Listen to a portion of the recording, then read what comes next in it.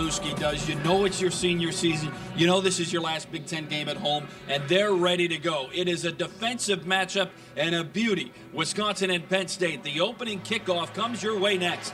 You're watching Badger football on Wisconsin Public Television.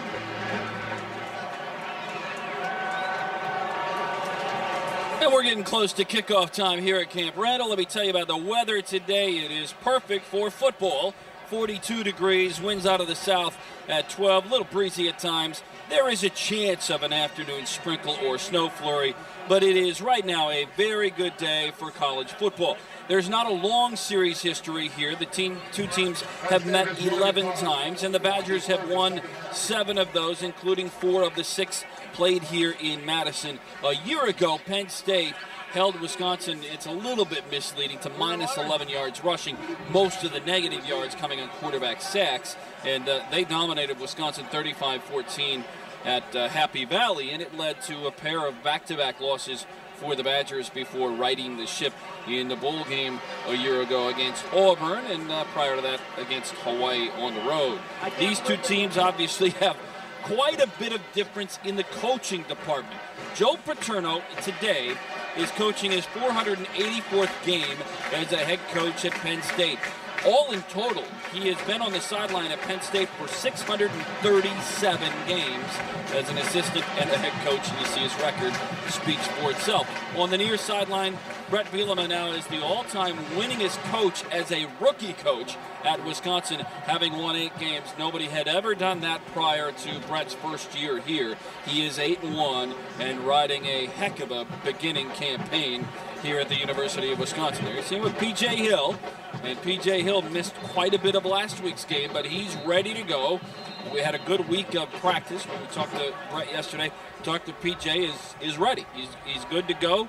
That neck injury he suffered a week ago can be something that recurs, but he had a good week of practice. Dave Whitbett is the referee today. There you see the whole crew.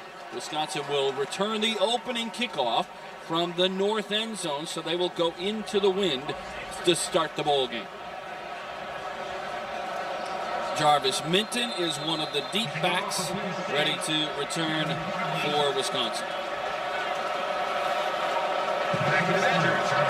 Penn State, both teams have outstanding kicking games. Kevin Kelly handles the kicking for Penn State. Left footer, puts a foot into a far sideline, into the corner, just does carry into the end zone, inside the pylon, so the ball will go out to the 20 for Wisconsin.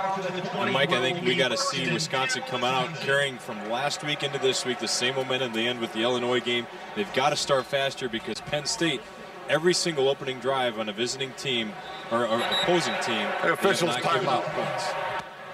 Yeah, Penn State, not only that, they've been very good defensively all year. In fact, they're riding a series of not allowing a touchdown in 9 consecutive quarters. They only allowed 246 yards a week ago in a shutout at Purdue. No touchdowns in the last 9 quarters. Both teams playing very well defensively, but you could be hard-pressed to find anybody playing better than Penn State. This could really amount to be one of those classic defensive battles today that get boring at a certain point for the fans because not a lot of scoring, but I think you're going to see guys flying around some big-time hits today.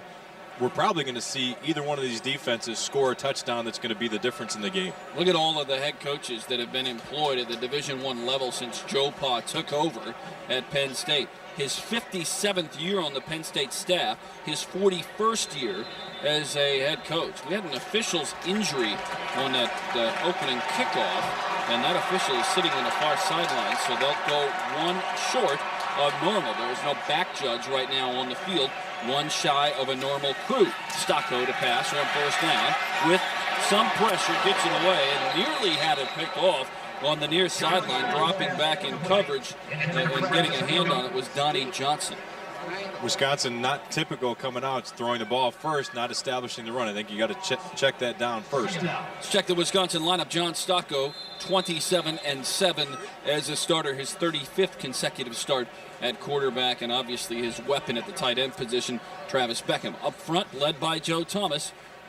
He is a 313-pound senior anchors the left defensive line at the tackle position, but it's the guards that might be the story today, as Penn State's tackles are outstanding.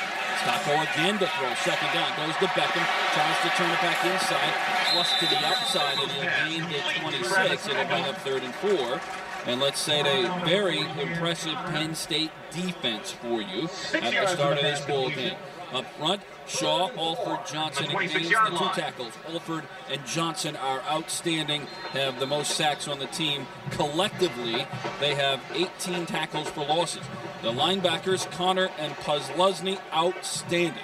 Puzluzny, the defensive player of the year in the preseason, and the defensive backfield is led by Anthony Scarrato, a sophomore who leads the Big Ten with 5 interceptions. 3rd and 4. And again, it's Beckham, and underneath he'll have the first down, and Moore finally dragged down by a pair of defenders. Tony Davis and Donnie Johnson in on the tackle, but Beckham is the weapon to start the ball game. No surprise. First 3 plays right to Beckham. Boom, boom, boom, and that time they completed the second pass of the day, but obviously he's a guy that they're going to want to use as a weapon because they struggled last year in the run with those 2 defensive tackles, Alford and Johnson. Probably trying to establish a little bit, keep some pressure off PJ, let him get into the game after the injury last week, and then set him loose. Beckham goes to the sideline, and a little ginger at that. He's being looked at on the Badgers sideline. 1st and 10, and the ball is at the 36. Still no running play. Stocko under pressure, and down he goes. Blitz coming from the outside, and down goes John Stocko. Outside linebacker Sean Lee, one of the guys that we just highlighted a second ago. That's the 2nd play in a row he's come in on a blitz. The first time PJ picked him up, that time he took a bad angle. Lee got around him, got the sack. Yeah, PJ missed him. Big time. You can't miss him when that's your job there. Stocko was sacked 9 times a year ago at Penn State, and it brings up 2nd and very long. It's 2nd and 19. And these are the situations you just can't afford to be in against good defenses. And John Stocko didn't like what he saw. Wisconsin. So take a timeout. Line 1 run. Checked in for P.J. Hill on 2nd and 19. Badgers will talk it over on the near sideline. Paul Christ is the offensive coordinator. He works the game from up in the booth and calls the plays down. Very little interference on the headsets when Paul Christ is calling the game. He'll hear from Brett Bielema on whether it's a 4-down situation or a clock situation. Other than that, it's pretty uninterrupted. Paul Christ calling the plays down to the sideline. Yeah, and I think that's a good thing. They worked very well together as an offensive staff all week, that by the time they get to Saturday, there is no question on certain situations what they want to do. The more guys you have on the headset, the more that are in his ear talking. There you see him on the far right of your screen. The more guys talking in his ear, he can't focus not only on the play that he's called there, but if they get the result they want, what are our next 2 or 3 plays that we want to call, so we're always a step ahead of the opposition. Paul Christ has done an outstanding job of incorporating new tight ends into the offense. P.J. Hill is a power runner, but he's also caught a bunch of balls out of the backfield. He's got 15 catches, and he's used Lance Smith and Dajuan Rowan. And the wide receivers, Luke Swan had a career day a week ago, 4 catches for 85 yards against Illinois. Both career highs for Swan, who is very efficient as a wideout. Right. You just saw Henry Mason a bit before on the sideline. Swan is a 6 foot, 196-pound junior from Fenimore, and he's really earned his opportunities at the receiver position. Well, he's been here for a long time, and he's been behind some very, very good guys. Jonathan Orr, Brandon Williams, those types of names that Henry Mason has coached, but he stepped into his own this year. He's elevated his game. He waited and waited as a walk-in, and he's taken every advantage of being out in the field this year. And I think last week, people really now, he's a crowd favorite out here. When he steps on the field, ball's thrown his way, he gets people out of their seats. What, Nelly, how would the game potentially be changed by being 1 referee down? Well, it depends on where he's at. I don't know if he's a side judge or a back judge, but they'll try and shuffle guys around. If he's normally in the backfield, they'll put him on the side so they get the holding calls and those sorts of things. But guys, when it goes away from them, the guy that's not in the back end has to sprint downfield to make sure that he can see visibly if there's pass interference, where they step out of bounds, and some of those things where that man down normally would be. Well, and the replay opportunities might prevent big mistakes being made even without that back official. What it is there's no back judge. There's nobody deep in the middle among the referees. So here we go. It is a 2nd and 19. Inside reverse. by Beckham again. He is the featured weapon so far, and he gets it out to the 35. Beckham is the weapon of choice so far in this first drive, and keeping him around. Simple play, just bring him in motion, forcing the defense to check where he's at. Everybody steps left with their hand. It's a quick handoff from Stocco. He gets around the corner. Just good pursuit by Josh Gaines. One of the defensive ends gets through there and wraps him up, and everybody else comes to finish him off. Josh Gaines, a defensive end, 6'1", 263. 19 tackles on the year. It is 3rd down and 11 for Wisconsin, just about 3 minutes into the first quarter. And protected well. Stocco has a lot of time, now flushed out. That is not bad. That is not bad blocking up front. Very good protection, very good coverage in the secondary for Penn State. Yeah, and that's really what allowed that sack to come. Stocco did have all day to throw. Steps up into the pocket as he should, but because of the tremendous coverage downfield, he's got nobody. As soon as he decides to run, it's too late. Number 13, Jay Alford, a D tackle, comes in and wraps him up. Well, Ken DeBush, and there are 2 outstanding punters in this ball game today. DeBush, one of them, averaging 42.5 yards a kick. And that one's a high floating short spiral that wobbles to the turf, and it nearly hit a Penn State player. It's a bad bounce for Wisconsin, and Penn State will have outstanding field position at their own 38-yard line. Bad bounce for Wisconsin, almost a lucky bounce for Wisconsin. They had 3 jerseys down there covering down, Joe Stelmacher being the main one. Almost hit one of the Nittany lines. They're lucky that it didn't, but Wisconsin downs it at the 38. And Wisconsin's got to avoid those long 2nd and 3rd down situations on offense if they want to have a chance today. Penn State likes to run the football. They come out with Anthony Morelli, the quarterback. He'll throw on 1st down. Coming to the near side, Williams makes one-man miss and gains the 42-yard line. Stelmacher comes up and gets a little help from Levy. Penn State going quickly on the 1st down play, and they are looking at an offense that is led by a junior in Anthony Morelli, 6'4", 220 pounds, 7 touchdowns, 6 interceptions on the year. Tony Hunt, an outstanding running back, had a big day against Wisconsin a year ago. Levi Brown is a preseason All-American and an Outland Trophy candidate as the season started. Penn State will run it up the middle, and a nice hit coming up inside by Stelmacher. The run by Hahn is good for maybe a yard. Stopped and dropped by Joel Stelmacher. Badgers defense led up front as they have been all year. Joe Monty, his 23rd start in his career. On the inside, though, Chapman and Hayden have been having outstanding seasons. Shaughnessy had a great game a week ago against Illinois. The linebackers, Levy, Kazias on the outside, Zalewski in the middle, and the secondary, Langford and Ikaguanu on the corner, Stelmacher and Rogers deep in the middle. 3rd and 5. Shaughnessy with pressure and great outside force. Roderick Rogers steps up and makes a play. We talked about a minute ago, a defensive stalwart game right here. Roderick Rogers sat on that route, read it, played his coverage, knew his assignment, and as soon as he leaked out of the backfield, as soon as number 26, Tony Hunt, gets out there, he sees it, he comes up, as soon as he catches, he's there to put him down.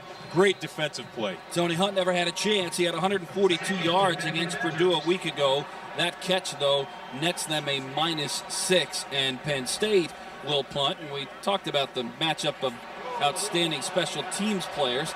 That's a short, high punt towards the far sideline by Jeremy Kapanos, and it goes out of bounds. Kapanos twice this year has been a Big Ten Special Teams Player of the Week. Wisconsin will take over on their own 37, so we traded a couple of punts to open the ball game. The Badgers coming from behind a week ago against Illinois, and how much of that kind of effort in the second half after trailing 21-3 might carry over to this week? Well, I think a lot of that will. The guys go into practice after coming off that week. The coaches are fired up because they've got some coaching points to make. They probably didn't get them prepared as quickly and as efficiently as they should have. So it's partly on their shoulders. The guys on the team have to make sure that they check each other and challenge each other. And when you look at this on the stats on the board, 18 points is a heck of a comeback. I think Barry's and his career was at most the 17, and you go back a number of years, but that's something to be said of a team that has been through the ringer, as we talked in the beginning. They've gone through tremendous 8-1 seasons, and then get to November and they start to fizzle a little bit. This senior class, Coach Bielema loves. He tells these guys, here's what we need to do, here's how we need to execute, these are the things that I expect, and then he backs off and lets the guys go take care of business with their own teammates. Now, I think that over the years, Wisconsin has not been known as a team that can come from behind because they've been such a dominant running team. Right. But this is a team that does it in more than one area. Even without a go-to or big-time wide receiver, they are a team that can score points rather quickly. Yeah.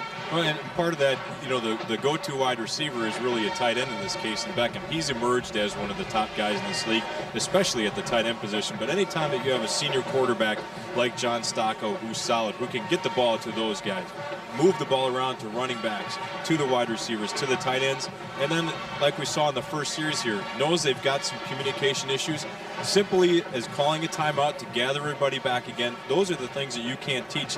The innate football sense that Stocco brings to the game, I think, is part of the reason why they've been so successful on offense with really limited playing experience. Yeah, 6 offensive plays so far for the Badgers, and they haven't run the ball yet. Right.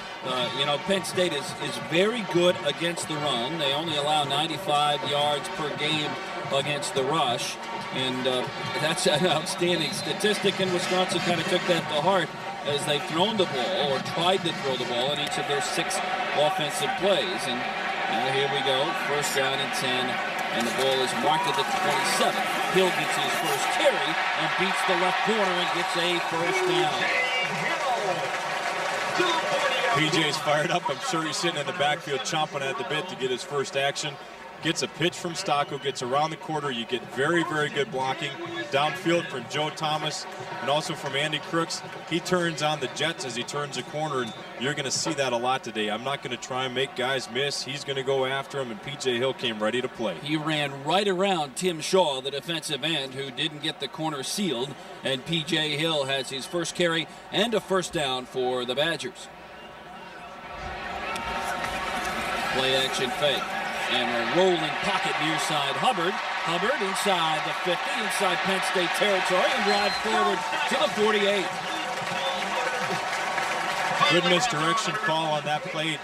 Line up, take a hard step to the left, fake the handoff to PJ. You get the entire defense, their front 7, all steps to their right. Stocco goes on a naked boot and finds Paul Hubbard, who, as you watch at the end of this play, exposes the ball, but watch him right there. He grabs up. He had some trouble early in the year fumbling.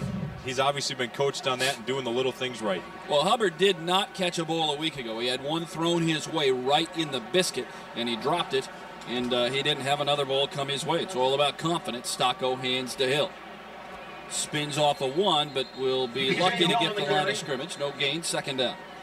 47, Josh Gaines, a defensive end there, comes down, wraps up on his foot, hangs on as tightly as he can. And with both these backs, P.J. Hill and Tony Hunt for Penn State, you've got to get into their legs. If you don't get into their legs, they're off and running to the races. Well, Penn State up the middle has 2 senior defensive tackles in Jay Alford and Ed Johnson, both seniors and both outstanding up the middle, big, strong guys who really clog it up. They're very active, and that's going to be the area of concern. Yeah, and part of the reason that Dan Connor, Paul Lesney, and Sean Lee have been so successful is because those front 4 keep the bodies on the offensive line from getting back to them, allow them to run. Second and long, and a blitz comes. Badgers pick it up. Stocco steps up over the middle. Beckham missed him high and deep over the middle. And Travis couldn't quite get there. Badgers did a good job picking up blitz. And a lot of times you'll see that when a quarterback feels pressure, he steps up into the pocket, and when he does that, it changes the distance that he's throwing. He puts a little extra juice on that, just a little bit over Beckham, who's a big target to hit, but probably about 2 or 3 yards too far. Well, and had it been on the mark, Beckham was going to get blown up by the corner coming back off of his man.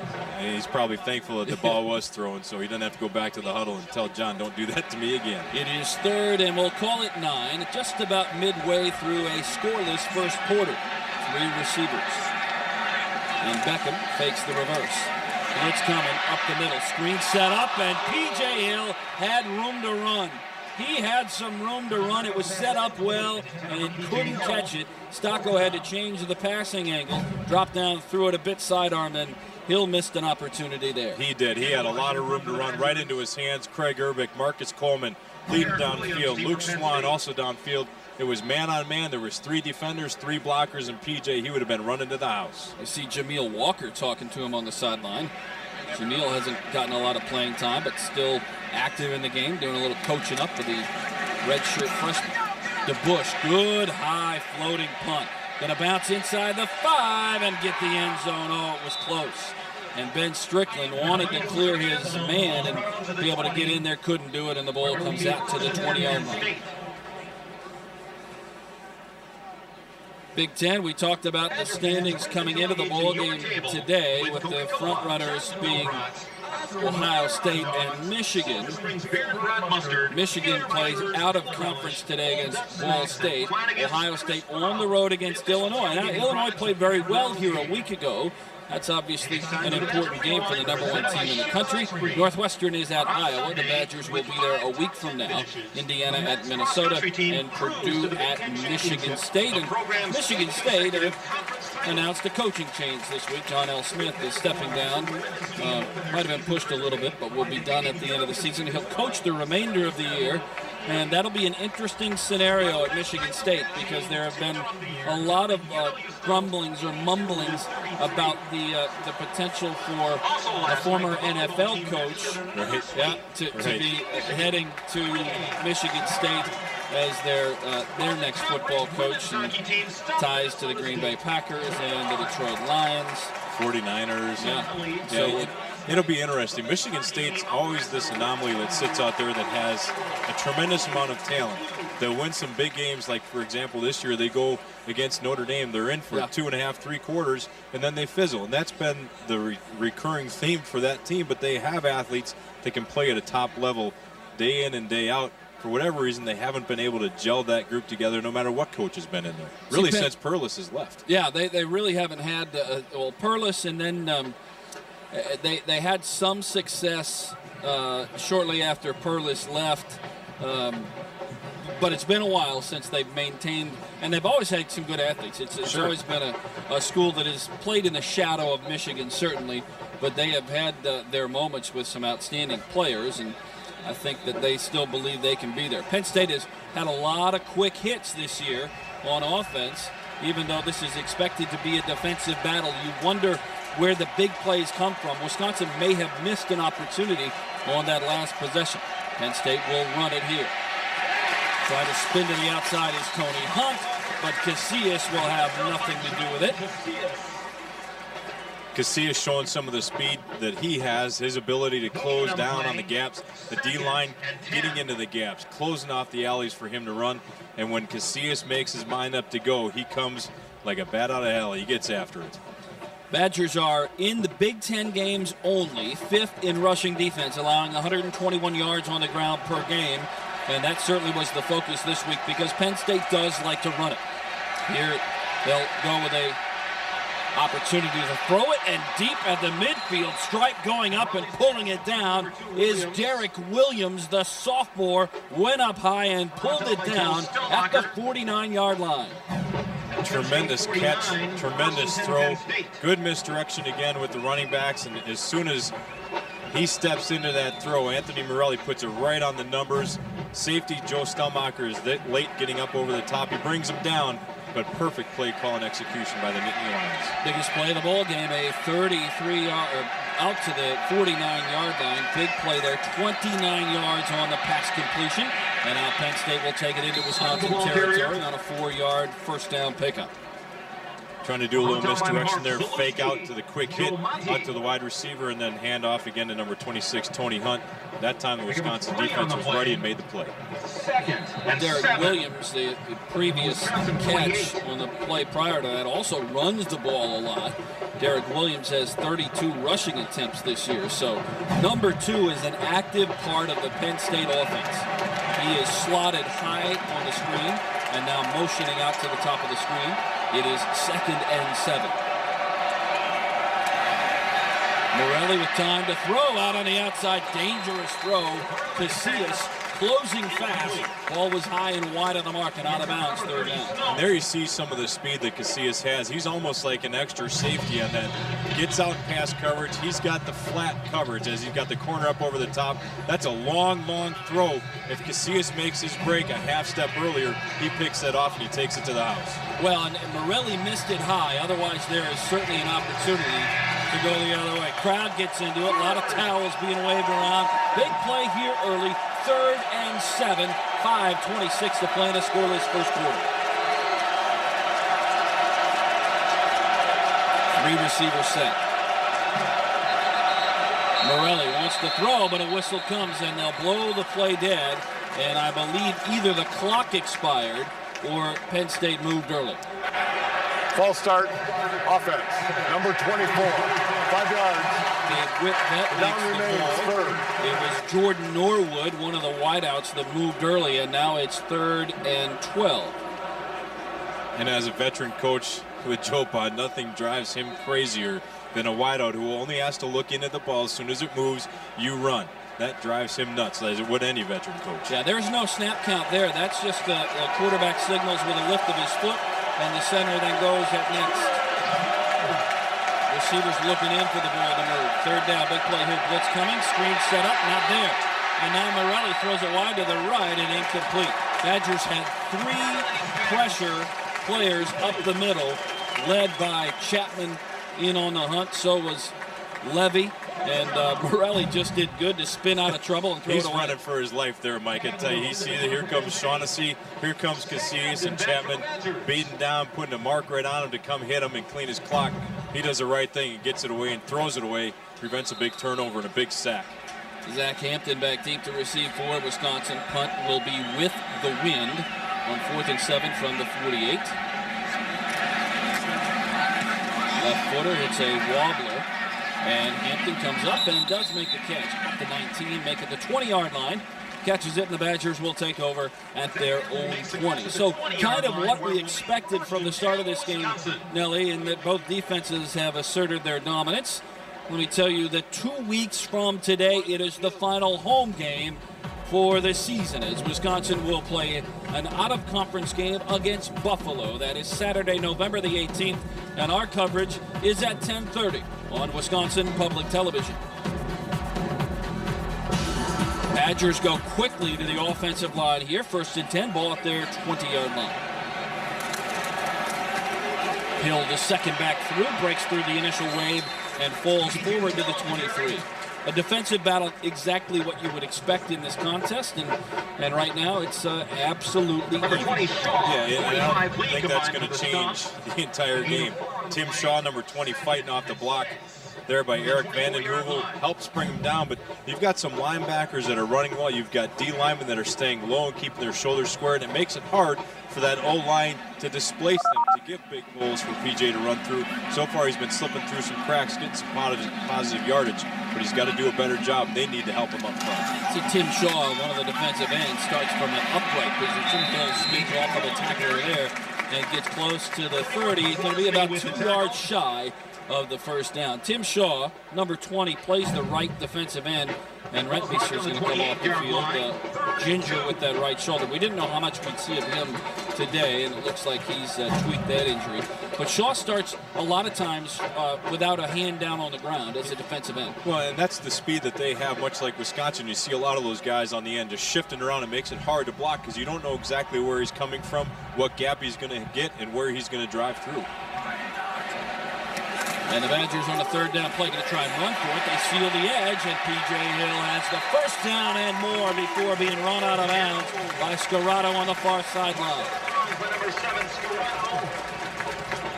Big Joe Thomas off the left tackle there, doing exactly what he does so well, getting downfield, blocking people, and then Paul Hubbard, number 19, giving P.J. the corner to get down for the first down. Joe Thomas is just so strong. He can control the line of scrimmage. Even when he's not full on one guy, sometimes he's got 2 guys without even being faced up on 2 guys. And he's so big and powerful that once he gets them moving, they're not stopping. He just keeps driving until they're down on the ground. It is a first down. The ball is at the 38-yard line for Wisconsin. Hill again, they trap him inside, make that Lance Smith, and Smith gets the 43, maybe the 44-yard line. So Lance Smith giving PJ a little bit of a breather and gets some space to run up the middle. you know, as well as Penn State did last year against Wisconsin, the Badgers are not backing down from the interior of that defense. They're coming right at them and saying, if you want to do that, you've got to earn the right. You're not going to do that in Camp Randall, and we're going to come right at you. And so far, they've been pretty successful at it. Well, there's a lot put on Kemp, Coleman, and Urbick, the two guards in the center for Wisconsin this week, to battle those two big-time defensive tackles for Penn State. 2nd and 5, and Stocko rolls near side. Wide open is the wideout, Xavier Harris. Xavier Harris makes the catch, just his 3rd catch of the year, and it's good for a first down. Again, running a little misdirection with that. Andy Crooks, 43, helps seal off that corner for John Stocko on the naked bootleg. Cuts his man right there, and then Xavier Harris gets his shoulders wide so Stocko can see the big red jersey, puts it right on the numbers. And if you saw the middle of the field on that play, you saw that there were 2 defenders on Travis Beckham. And then wide open on the outside was Xavier Harris, gave him a lot of room to work. And the Badgers have their best penetration of the day. They're at the 43-yard line of Penn State. Brooks motions into the backfield, and Stocko on the play action, deep over the middle. Paul Hubbard on the catch, down to the 24-yard line. Big time throw and catch right there. Hubbard puts his man on his backside there, runs and seals him off, and Stocko leads him this time. Doesn't throw behind him, puts it right on the numbers where he needs to. Hubbard squeezes his hands, secures the ball tight to his body, and John Stocko is celebrating another first down completion. That's such a good throw by John Stocko. 5th-year senior has had an outstanding campaign. Last week was his 4th quarter comeback of his career. He starting his 35th consecutive game, and a perfect throw there to Hubbard. 2nd catch on the day for Hubbard. Near side, Hill dances around one defender and slides down to the 25. Might have lost a yard on the play. Brought down by number 13. Lost 1 yard in this. He took the handle from Stocko. He had a different angle than what the ball was. And what he's got to be able to do with the vision before he gets the ball, adjust that. John gets him the ball, but he takes it out too wide. He's got to cut up in there where the big meat and the blocking is going on so he can get upfield and get positive yardage. He's got some speed, but so does this linebacking corner. They shut the corner down pretty quickly. Well, Jay Alford from that tackle position had some penetration and got out there to make the tackle. It is 2nd and 11. Hill the lone setback, and Beckham now in motion. A flag thrown, and the play is blown dead. Wisconsin moved early on the outside, so they're going to back him up 5 yards. False start. Offense. Number 1. 5 yards. The down remains 2nd. Penalty whistled on Luke Swan. And it is now 2nd, and we'll call it 16. 1:14 to play in the first quarter. And the clock winds. We're scoreless in the first quarter, but the Badgers on the best drive of the ball game so far. Doing it very well, mixing between the ground and the air. P.J. Hill has 6 carries for 30 yards. Travis Beckham has a carry for 8 yards, and John Stocko is 5 for 8 and 65 yards. But right on the fringes of field goal territory here. Thought Penn State might have been in the neutral zone. No flag, and the throw right where the only place it could be. Looking for Jarvis Minton. That's right. In between the 2 deep coverage and right in that little seam, about the only place he could have thrown it. Yeah, he threw a bullet right where he needed to, but starting out, the D-tackle 92 Ed Johnson for Penn State, you're right, it was very close, but Stocko threads the needle. Hubbard lays out for it, or Minton, lays out for it, almost is able to bring that in. Davis and Scorado, the 2 deep there, and it might have gotten away with a hold on Andy Kemp. The defensive tackle Johnson got in there quickly, and Kemp might have had a hold of the jersey and got away with one there. It is 3rd and 16. Play clock at 6, and John Stocko is going to take a timeout. They didn't get in the right spot. Timeout. Hubbard looks Wisconsin. to the sideline and They're moves second. his hands in the upward position, as though was I in the wrong place, and they'll get it all straightened out coming to the sideline. It's a big play at 3rd and 16. And this is one of those times, Nelly, is it 4 down territory, because you're on the fringes of field goal range where you are. Well, I've seen Coach Bielema talking to Taylor Melhoff down there a number of different times. Probably, hey, how did it go in preseason or pregame warm-up? What are you thinking right now? Is this close to where your number is at so we can kick the ball down in the south end zone here? And that communication's happening right now, all while this offensive series is going on, to make sure that he can make an informed decision once the time comes to pull the trigger. When we talked to Brett, I believe before the previous game a week ago, he said that he watches and then Melhoff will tell him, along with Ken DeBush, where their range is, and then Brett Bielema makes his own decisions from there, because he'll add or subtract a couple of yards based on what his gut feeling is. So the kicker tells him one thing, and then the coach kind of deciphers that and decides his own yardage. Yeah, and that's, a lot of players are going to go up to a coach and say, Coach, I got this, I can do this, we can make this, let's get going. And then you're right, he's got to filter that down to, okay, where are we? Probably spot himself another couple yards, just like you said. But this is a situation after they run this third down play, I think is going to determine whether they go on at fourth or they try and kick the field goal. Well, they're probably in a situation where they're not necessarily going for the first down, trying to get the 14 here. They might be just trying to get in field goal range. Third down play. Stocco with time, looking left sideline and throwing for Xavier Harris underneath the defender to the 20-yard line. So they get about 10 of it back, and here comes Taylor Melhoff with a chance to put the Badgers on the board and give them a lead. That particular play, Xavier Harris goes in motion and does a wheel route, gets out to the side there. If Stocco hits him earlier, he's got some blocking downfield, but they were also trying to run a deeper route and bring somebody in about 15 yards down for the first down completion. Penn State had very, very good coverage. The kick will be, we'll call it 37 yards, and Melhoff is 2 of 2 from 30 to 39 this year. He's 11 of 13 on the season. DeBush the holder, and Melhoff hits it perfect. And Wisconsin is on the board first, 3-0 as the first quarter comes to a close. That's the final play of the quarter, and the Badgers win the first 15 minutes. We talked about this a little bit earlier, Mike, but the defensive battle that we have, it's going to continue in quarter 2, 3, and 4. Absolutely. Wisconsin owns the first quarter. After 15 minutes, it's the Badgers 3 and Penn State 0. You're watching Badger football on Wisconsin Public Television.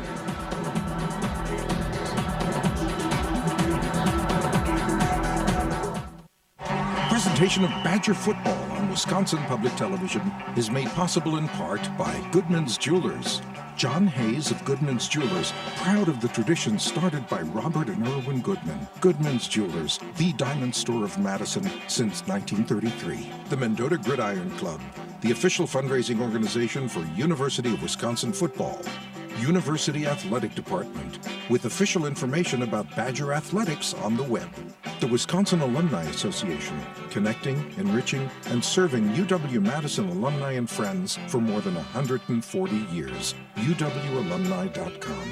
And by the Badger Fund, the Wisconsin Athletic Department's annual fundraising program, 14,000 donors, supporting 750 Badger student athletes.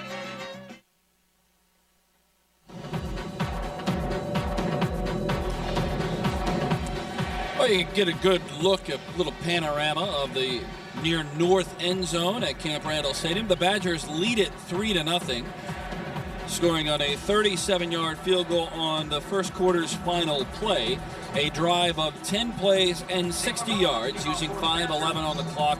And the Badgers held the ball for nearly 11 minutes of the 15 minutes in the first quarter. And that's what you want to do in a defensive battle, is you want ball control. Melhoff will put a foot into it from the 35, and with the win, not a chance on that one. All the way through the back line of the end zone, and Melhoff is a tremendous weapon in that regard. He now has he's kicked it out of the end zone or allowed no returns on 34 of 58 kickoffs. Look at the first half stats, or first quarter stats rather. Wisconsin doing it both on the ground and in the air. Nelly, pretty good mix. Very good mix, and it's impressive. They're getting to the corners. They're challenging up the middle. They've got some open receivers. As good as the secondary in Penn State has been covering, Stocco's been checking down and finding the open guy. And you see Penn State with 31 yards. 23 of those came on one pass play out near the midfield stripe. Penn State will start the possession here in the first part of the second quarter with a 3-receiver set. They throw it out wide left. Badgers have been very good covering up on catches in front of them. And that one is covered up very well again, but it's good for a first down. The throw to Dion Butler, who has 36 catches coming into the season. And Wisconsin is known right now for their passing defense, but they limited Penn State to only 5 rushing yards in that first quarter. So you know they came to play ready to go. Mix it up on defense here all day long. Badgers will run DeAndre Levy out as inside corner on the left side. They stay in their base defense, and again the ball goes to the right corner, and it's Butler on the catch, and again knocked out of bounds, this time by Ike. And it's a pickup of about 7 on first down. So Penn State recognizing, at least in the early part of the ball game, they haven't been able to get it done on the ground, so they've gone to the air. Right, and they're playing a little man coverage underneath with the corners. Those out routes are hard to cover, and it's all time, and the quarterback reads the defense. He throws the ball, it puts it into a spot, and the receiver turns his head and finds it. So far, they've been able to get those quick little outs on this drive. Plus yardage situation here. It's 2nd and 3. And a play-action fake. They roll to the near side. Ball comes near the sideline. Well covered. It is caught on the sideline. They're going to call it a catch, and everything is subject to review. Great throw by Morelli, and an equally wonderful catch by Chris Bell. I tell you, good coverage by Joe Stellmacher on there, but starts off first with protection up front. Just a little boot there. He reads it. He has to wait, and as soon as he throws it, puts it right to the sideline. Boy, that's going to be real close. Yeah, I think it's a good call, Nelly. I think the right foot was down as he gained possession. The left foot comes down out of bounds. Won't see it there, but the right foot was down prior to that, and it is good for a first down. And Penn State on the move here at the Badger 43. Crowd wanted some movement, and up the middle, Hunt runs through tacklers and inside the 30 to the 29. So Penn State, after 3 straight passes, they gash it up the middle, and they're on the move.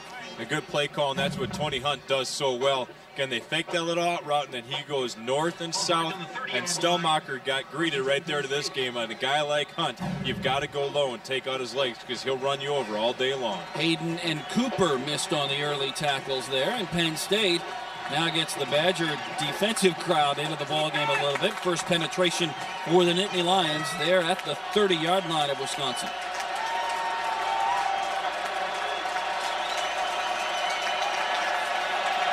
Up the middle, and Wisconsin moves early. Nick Hayden got in the neutral zone and made contact. And unless I'm surprised, illegal contact from Penn State, defense, number 96, 5 yards. And down remains first. Chapman now in at the defensive tackle, joining Mike Newkirk. Last week, Mike, you know, it's surprising to see. It's a little bigger game. The motors run a little bit quicker, but last week, Wisconsin was so solid. Only 1 penalty last week in the game, which hasn't happened around here in a long, long time, but you can tell the intensity and excitement of this game because guys are jumping a little bit more antsy down in the stands. 1st and 5, and Morelli on the play action, looking deep over the middle, comes near sideline, and it's caught against the boundary and very close to a first down. Ball was thrown on the outside to Corliss, the tight end, and he does have a first down. Coming into the ballgame, the freshman, who is 6'5" and 250, had 9 catches for just over 100 yards, and that one's good for a first down. It's in the red zone now at the 19-yard line. Just a little play action to freeze the linebackers one more time and allow those out routes to get out there a little bit more cleanly. And then Morelli checks down, finds his safety, which is the out route, puts it right on the money again, and he turns up for the first down. Good play. Way to be patient. Penn State has scored 75% of the time in the red zone. They go deep in the end zone, near corner, hand fighting in the corner. It's incomplete. It was caught, but he didn't get his feet down. Butler did not. A lot of hand fighting going on there in the corner. Butler did a good job getting the ball. He just didn't get a foot down. I tell you, Dion Butler there competed for that football, but Jack Ikeguano, man coverage on him in his pocket the whole way. Stellmacher coming over the top, and you see how strong he is to fight and position his body. Just puts his foot as he catches the ball out of the boundary, but 2-on-1 right there, and he wins the battle. Just couldn't score.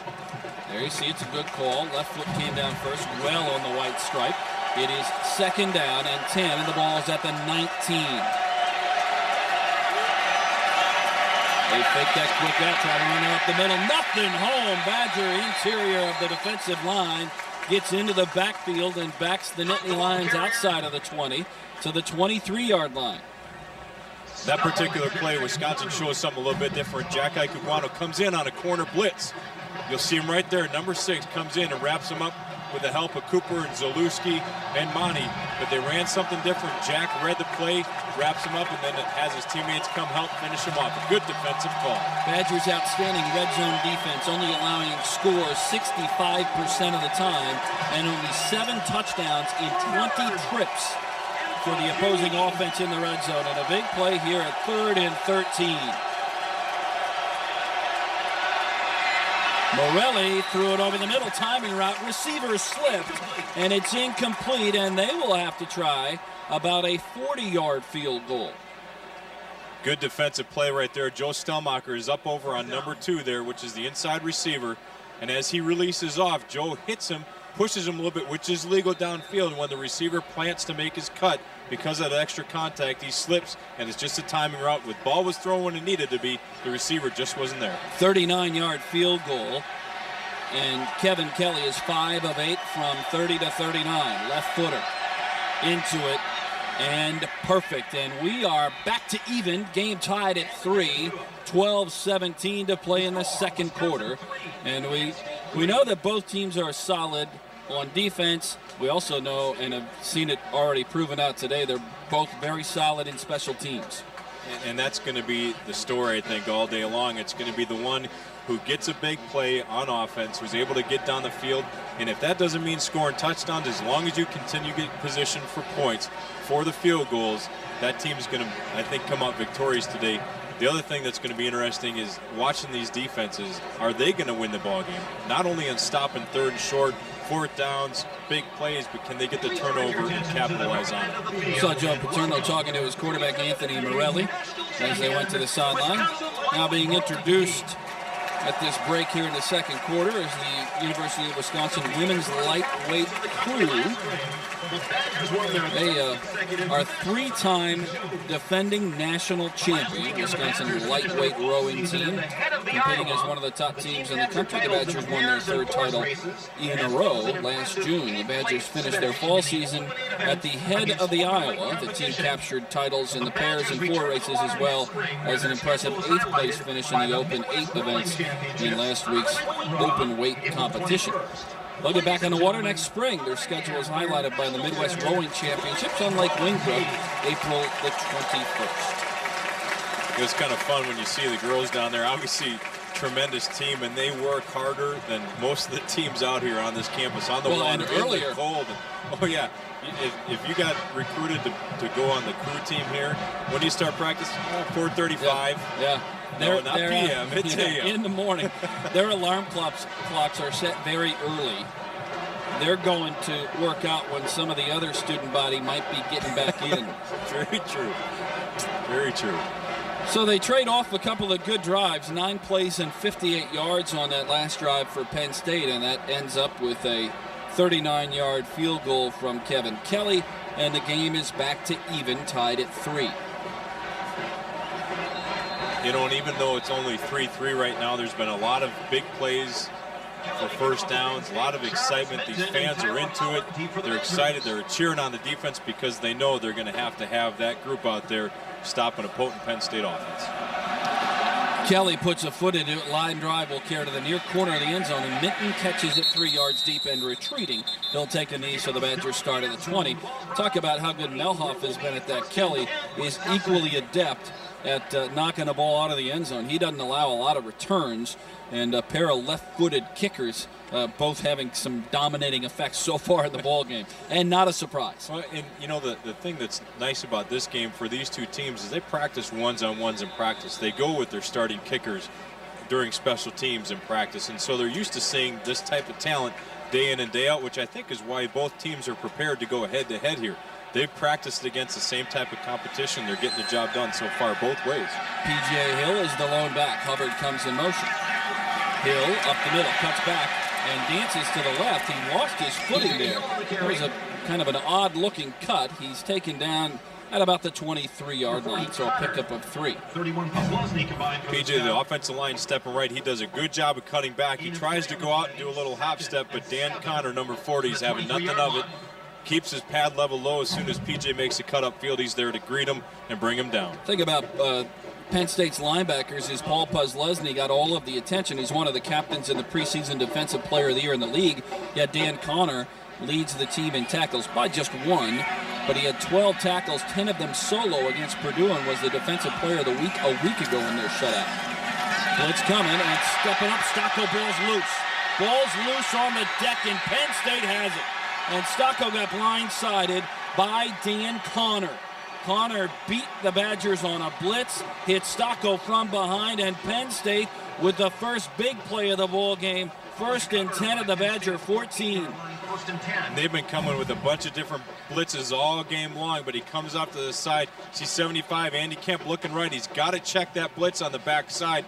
Gets there too late. Stocko gets hit. The ball pops loose, and Penn State's there to recover it. Good defensive call.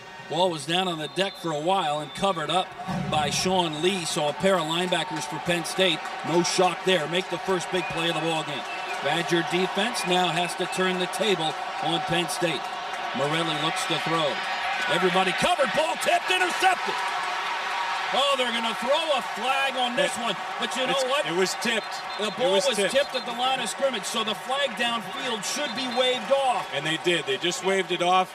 The official that threw it didn't see the tip, but the back judge came and talked to him and said, yep, we got it. It was tipped. Interception, turnover for Wisconsin. And what a great job by Roderick Rogers on the tip drill. During the pass was tipped. Therefore, there's no foul for pass interference. First down. So Wisconsin takes over. Whitvet's mic didn't work. I don't know who tipped it at the line. Let's get another look as the Badgers come up big. Looking the whole way out to that corner there. Joe Monty. And the ball was tipped twice.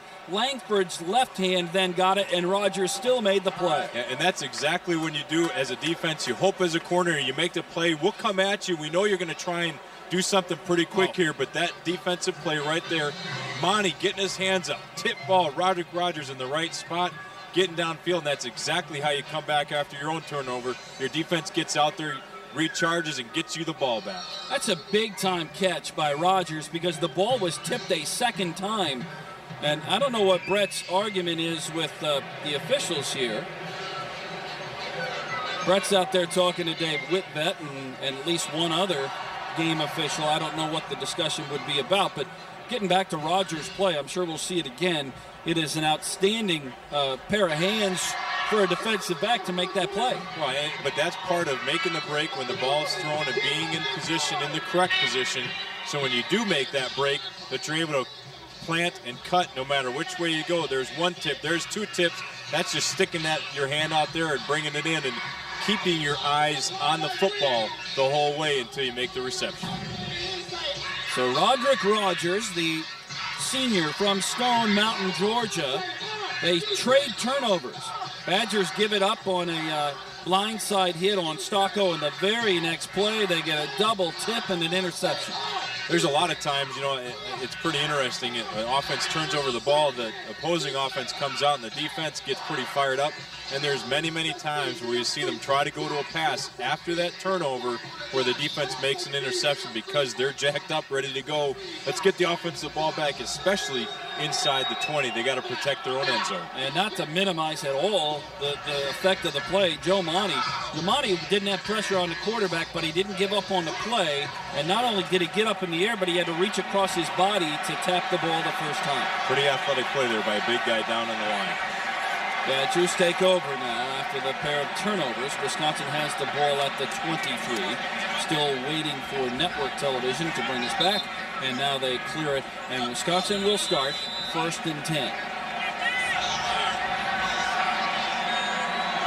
Crooks is the fullback in front.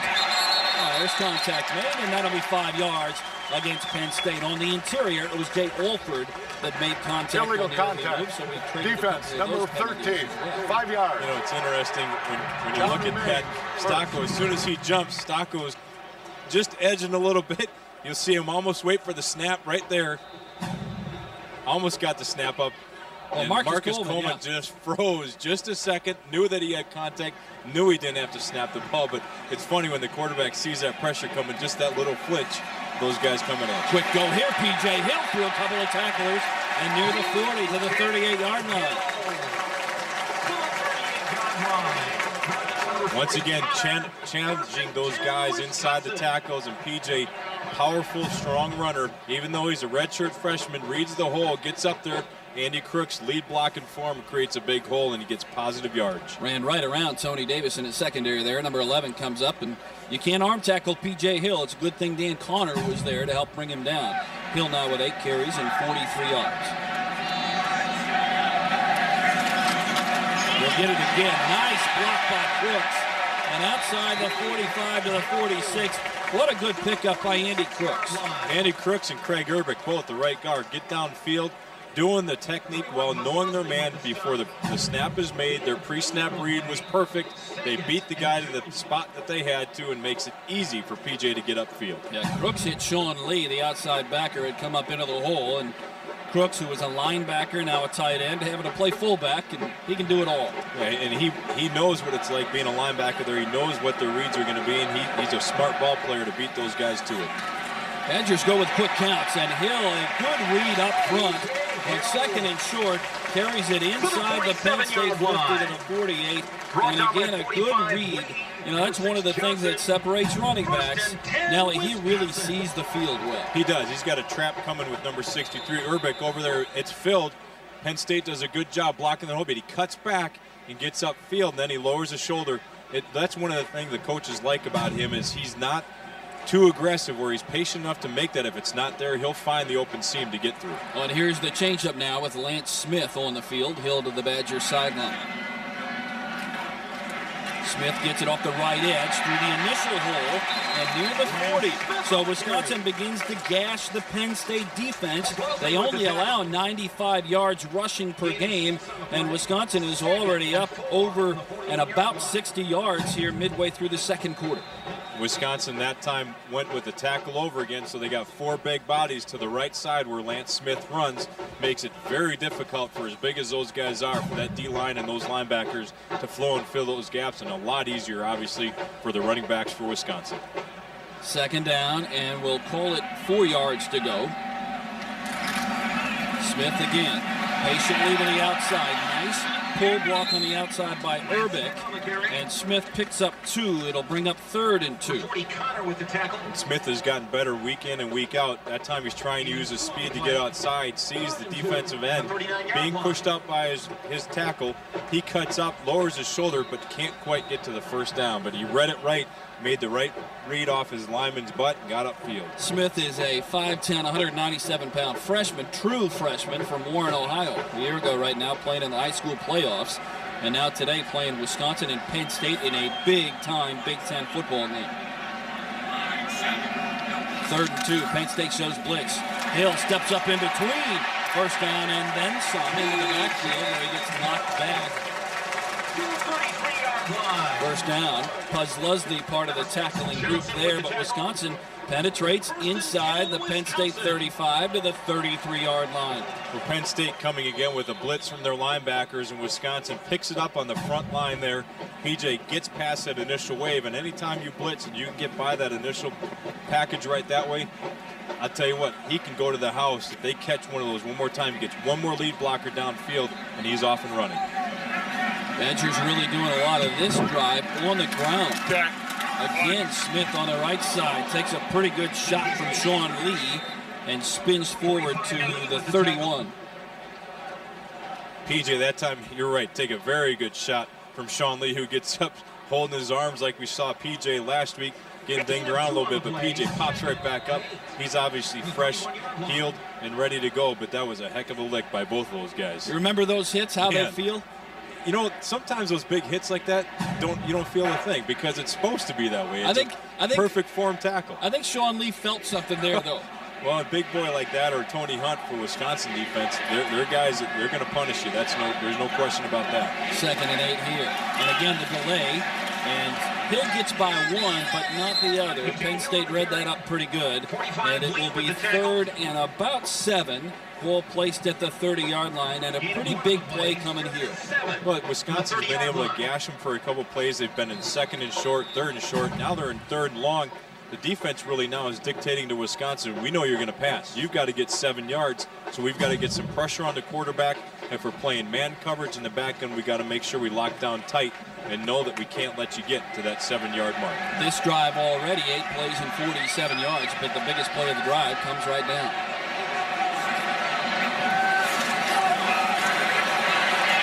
Stocko steps up, trying to run away from pressure, and he'll throw it to the sideline and out of bounds. And he was close to being at the line of scrimmage at one point during that run. He was very close. Not called. He was very close, but does the right thing, throws it out. He saved his team about 4 or 5 yards there. Stocko steps up, thinks he's going to run, but you see the speed of the Penn State defense coming after him, and again, making the right read. Everybody's covered down, and zone coverage down the field doesn't have a chance. DeBush is the holder, and this is going to be a pretty long field goal attempt. 47 yards. Melhoff is 3 of 4 from this distance, 40 to 49 this year. Ball right in the center of the field, and it's with the wind. The wind that we have would be at his back. Kick is on the way, going to hook outside of a right upright. He just did miss it wide to the right. And the kick is no good. And the wind from the flags down there, Mike, looking on the goalpost, blow out that way. When you look to the south end, they're blowing the other way. So I got a feeling that it's swirling down there when he followed through on that. Instead of kicking through like he normally does, you try to put a little extra effort on it. With anytime, much like your golf shot, you put a little extra oomph, and a lot of times you bring it that way. And he didn't have a whole lot of distance to spare either. I'm imagining that that's about the length of his, about as far as he can hit it on a day like today. Ball's a little bit colder, it's not as pliable, so you don't get as much of that jump. So Wisconsin misses on an opportunity. Talk about the Badgers' success here at home. Since the start of the 2004 season, only Boise State, Louisville, and Southern Cal have not lost at home, and Wisconsin is among 3 teams in the country with just 1 loss, 16-1. Pretty impressive there since about at the start of the 2004 season. A lot of people were talking about Camp Randall's not intimidating. The Badgers can't win there. They haven't won there. And when John Stocko took over, it was 27-7 as a starter. Has obviously turned this program around. The guys that surround him, they've elevated their game and they're taking care of business and know how important it is. You have to win at home in this conference if you have a chance to win the championship. Well, Wisconsin's defense came up big on the last possession after the Badger turnover by Stocko on the fumble. The Badgers got an interception on the very first play, so we've traded turnovers. But that's a good drive to come away with no points, and a long drive at that. Badgers more than 2-1 in time of possession, 17-25 for Wisconsin to just 7 minutes for Penn State. Penn State, I think, is still trying to figure out what's going to work against this defense. Our defense is doing well and forcing Wisconsin into situations where we know what's going to happen, but what's going to work on our offense? We haven't been able to figure this out quite yet, and I think they're bringing some different stunts at them, moving guys around. They brought Ike on a corner blitz, which they haven't seen all year, so they're changing things up, and at halftime, those corrections have to be made. You see the total yards almost 2-1 as well. Wisconsin in the Big Ten, when you talk about Big Ten games only, is 4th in the league in scoring, 1st in pass defense, 3rd in total defense. Morelli looks to throw on first down. Out of the backfield, he finds his man in Matt Hahn, the junior fullback, and he's good for a first down. They run a little misdirection that way, and Stelmacher is locked down on that man, but as soon as he drops back, freezes him, and then he leaks out. Stelmacher's late getting out behind him. He brings him down, but obviously too late. Ball marked at the 38-yard line. Make that the 43-yard line. Penn State has the football, and Morelli on the day now is 8 of 13 for 82 yards, 1 interception. Timeout. And we'll get a timeout taken by Penn State. 5:24 to play in the first half. Game is even at 3. Badger hockey is going to return home next weekend. The Denver Pioneers going to come to the Kohl Center for a pair of meetings on Friday and Saturday night, November the 10th and the 11th. And you can see both games on Wisconsin Public Television. WCHA has dominated the national championship scene in college hockey over the last number of years. Denver had won back-to-back titles, then Minnesota took their shots at it, and Wisconsin winning it a year ago. You know, and those guys on the Badger team, for the men at least, have a lot riding on every single game right now because they are marked. Yeah, targets on the back. Oh, absolutely. And the women, on top of that, too, have done very, very well after winning. I don't know how many it is now that they've won in a row, but hockey in Wisconsin is big time. These fans in this state love that, and they get out and they support both teams, which is really fun to see in the Kohl Center to see that place rocking. Wisconsin is on the road this weekend in hockey, playing up in Anchorage, Alaska, and winning 3-2 in overtime on Friday night. You know, you mentioned the target on the back. There's no question that they've got it. You get everybody's A game every single weekend. Well, that's what Penn State has been used to for many, many years in football with their tremendous history and tradition. When they go to play somebody, they always have a target on their back, similar to a Michigan or an Ohio State. Whenever you get to play at Penn State, you know their history. Oh, yeah. And you know, what's fun for Wisconsin is they're just as good and been competitive in the last 15 years as every other team, but it's always, they don't quite get the respect those other teams do, and I think that's just the way they like it. Yeah. Morelli is the quarterback in a play-action fake, rolling the pocket near side. Badgers back defensively, well covered. Roderick Rogers had Norwood covered up, and the ball is thrown away, bringing up a second down. You see a corner out that Stelmacher covered down with number 2, Derek Williams, and Morelli does exactly what he has to do. Everybody's covered, throw it away, and line up and play again. It's really just a one-man route on the sideline. We had a late cross from the far side of the field, but it's really just a one-man roll. See if he can fool him, and they didn't. He throws it away. 5:19 to play in the first half. Game tied at 3.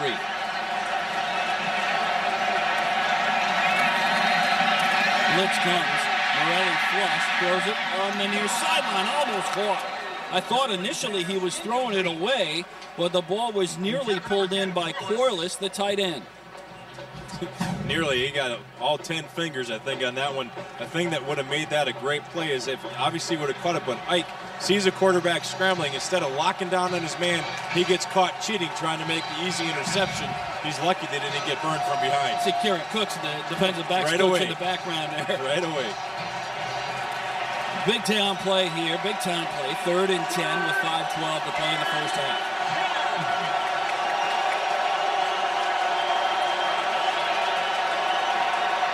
Blitz coming. Got him. Cooper. Jamal Cooper steps inside from the defensive end position and gets a big-time sack. Cooper's back. You get Levy coming at him. You got Casillas. A lot of pressure with the blitz also that they picked up, but that allows your D lineman to get over there because now it's one-on-one, and the speed that Cooper has showed it right there. It gets to the quarterback, brings him down, and makes a huge play for that Wisconsin defense. Hampton averages about 7 yards per return. Could have a chance here, although it's a good punt. A left-footed punt. And a low one. Hampton has a chance. Running up on it. Ball's loose on the deck. Still loose on the deck. Hampton got it back. Well, that's been the bugaboo for Zach Hampton. That one, maybe not all of his fault, but he probably should have pulled off of it as the ball's coming down. It's right into one of his blockers who's working on the gunner. And that's right. That's where you've got to recognize what's coming at you. You can't necessarily take your eyes off, but as you look up, you've got to feel that. That's just a sixth sense that he's got to have instead of sprinting up. Get away from it and let Ike Iguano know that you're coming so he doesn't get in the way. Well, and a good job by Zach to stay on the play because after Ike didn't get it, it came right back into Zach's area, and he stayed after it and got it back. Big play there. Stocko looks to throw deep. He's got Hubbard. Paul Hubbard with a catch inside the Penn State 45 to the 42-yard line. I tell you, when you watch John Stocko on this play, he's looking off to his left, trying to hit Beckham. He knows he's not there, and look at that. Throws right by Puslesny, right on the money. What a throw. And watch Hubbard. He's reading the safeties, knows that I got to cut to the middle, turns his head, expects the football. Big-time play. That is a heck of a throw by John Stocko, and a first down at the 43. Now rolling the pocket to the right. Swan on the catch, makes his man miss. Close to a first down. Close, about 1 yard short, but he's a guy that we haven't seen yet today. But again, the money man. Let's go to our mainstay. Luke Swan is a guy that We know when Stocko throws to him is going to haul it in. Nothing fancy, but just turn up field and get the positive yardage. Almost gets a first down, but continues the drive going second and short now is what they call a waste down. He got a chance to go downtown here. Saw Justin King, the outside corner there, dropped his head when he came up to make the tackle, and Luke Swan kept his head up and made him miss. Well, these are the kind of plays that Paul Chryst likes. 2nd and a half a yard. The no-brainers. See if they're aggressive, and they are. Looking for Hubbard deep over the middle. He had him and didn't throw it. Flag coming down on the play. Swan on the catch, but 2 flags in the backfield. Badgers are going to get whistled for a holding penalty. And this one comes back. Well, there's the risk on 2nd and short when you take that chance to throw, and the Badgers guilty of a hold. Well, and the thing that's frustrating about that is they step to the right. Stocko rolls back out to his left. There's no reason for the holding because he's wide open. Nobody's got a chance to get to him, and he continues to drift, throws the ball down to Swan. Now instead of 1st and 10. Turn play, holding, offense, number 75, 10 yards from the previous spot. Repeat, second down. Kemp gets called for the holding. Now you're looking at Sophomore 2nd and 11, yep. Well, those are those very active and difficult defensive tackles for Penn State. See if we can get a look at it here. 75 just on the middle left. Yeah, a couple of them there. He pulled down the defender. Ed Johnson really had leverage on Kemp, and Andy grabbed a hold of the jersey, pulled him down. So now it's 2nd and 11. Not such a favorable play call for Paul Chryst. Inside reverse to Beckham. See if they can seal it. Nice block. And Beckham gets the boundary and knocked out of bounds at the 37. But I don't know if that was Daiwan Rowan or who it was, but it was an awfully good block. Yep, Daiwan Rowan, number 21, coming out of the backfield. You see him on the left side of the screen. Just a cut block, takes him down. The only trouble is Minton can't seal his guy to allow Beckham to get around the corner with a whole head of steam. He's got to slow down left, which allows a pursuit to get to him, force him out of bounds. Well, they get 6 of the yards back, so now it makes it 3rd and 5 with 2:31 to play in the first half. Empty backfield, but now Rowan will motion back into the spot behind Stocko. Plenty of time over the middle. Beckham on the catch. Tries to fight forward for the first down, and it will be close. Looks like the far side official coming in is about 1 yard short on that. Good play call. Beckham's got to go for it. Turn his head and lower his shoulders, but here it is, 4th down. If we know Brett Bielema, he's a risk taker. He'll try and get the job done. Well, and I'm pretty sure that this is where that communication interruption happened, that Brett Bielema told Paul Chryst he got 4 shots at it. Yep. And you didn't have to pick it up on 3rd down. You're going to get 4 looks. And knowing that, it changes your play call, at least your mindset. This is what we want to do. And now they line up, they bring in the extra beef and see what they can get done on protection or forcing the ball up through the middle to get a first down. P.J. Hill 7 yards deep, and now Crooks in front of him as a fullback. Blitz comes.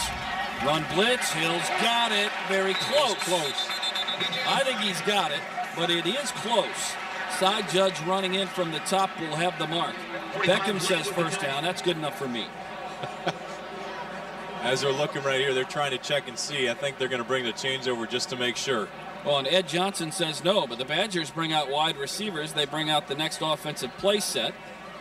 So Ed Johnson says no. Travis Beckham says yes. The officials want to measure. Looking at the spot, Nelly, I don't know. Boy, it is. It's really going to be real close.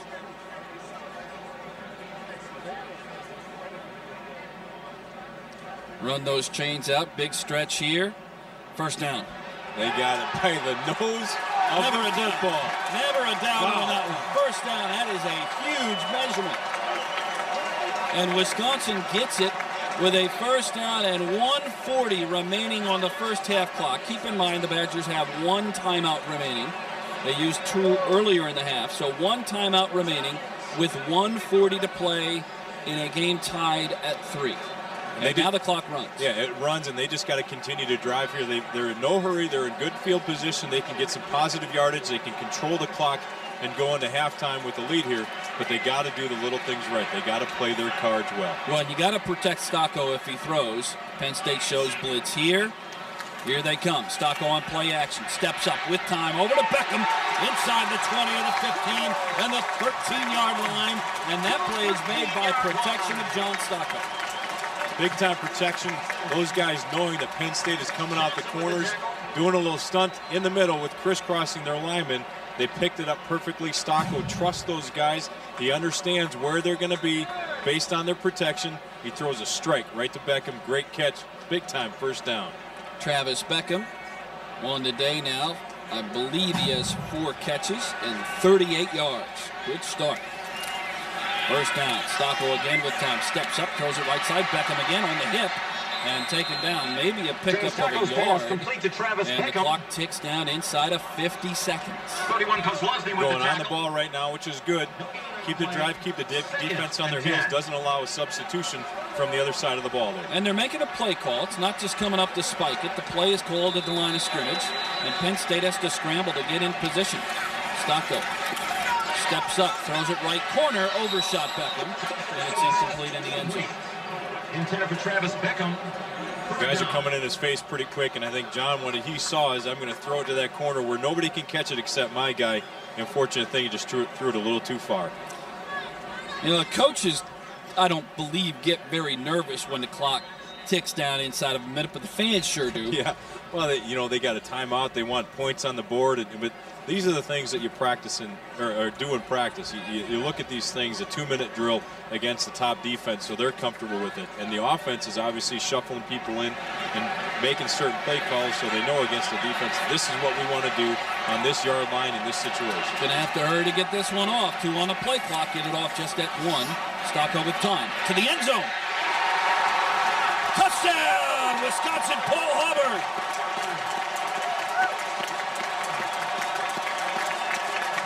Perfect throw, perfect catch, going against number 7, Anthony Serrato, who's leading the Big Ten and this Penn State team in interceptions right now. Wisconsin doesn't back down. Hubbard runs a perfect route. Stocko puts it right where he needs to, where only his receiver can catch it, and Hubbard makes his name known here today against the Nittany Lions. Great play. Penn State hadn't allowed a touchdown almost in 10 full quarters until that one by Paul Hubbard, and the Badgers move on the interior of the line. On the Ball extra start, point, they'll move and back them up 84, 5 yards. offense, 5 yards. Still a try. That's frustrating as a coach. You see Coach Bielema with his chart right there. I'm sure that one's going to be down on the card before too long. Make sure that those little things do not happen. You got to play a clean game against a team like Penn State because they're not intimidated and they will not back down. Paul Hubbard's 3rd touchdown catch of the year, none bigger than that one. And now a much longer extra point, about 25 yards straight on. Melhoff nails it, so they survive that little scare. And Wisconsin leads it 10-3 with 23 seconds to play in the first half. What a throw and catch. That's a great throw by John Stocko. Puts it where he has to, and Hubbard trusting and makes the catch. Well, it all starts with the protection. The offensive line doing what they have to do. PJ picking up an extra blitzer, and then Hubbard reading what he's got. The safety coming up over the top, but Hubbard reads that. As soon as he makes his break, sees where his guy is, and he seals him off. Doesn't allow him to come around him or through him, just like you would on a rebound in basketball. He blocks him off and brings it in. Scarato's frustrated on that. He's a good defensive back. He's in the right position, just couldn't quite get his hand to the ball. Well, what happens with that is they run a little play action, or you get a linebacker blitz that takes the guy out of there. So what Stocko reads is, you know what, the middle's open. That middle backer is gone. I've got an easy lane to throw to Hubbard or whoever's going to be there as a receiver, and the safeties are up over the top. It's hard for them to break on that short of field. So Wisconsin takes the lead at 10-3 with 23 seconds remaining in the first half. Penn State does have 2 timeouts remaining, but keep in mind the clock starts when Melhoff hits it, and the clock starts when the ball is placed then after the return. Badgers are way offside. I don't know what's I don't the know what story happened there. Wow. And not even close to being offside. Everybody on the unit was offside. I don't get that one. Do you understand that? I don't know that unless they were just doing something with that to run more clock. Now the clock's at 14 seconds. Were they offsides intentionally? Well, when I It looked sure at, looks like it. I watched Kerry Cooks down there, one of the assistant coaches. He was clapping and walking down the field, and I think that was strategy. Offside on the kicking team.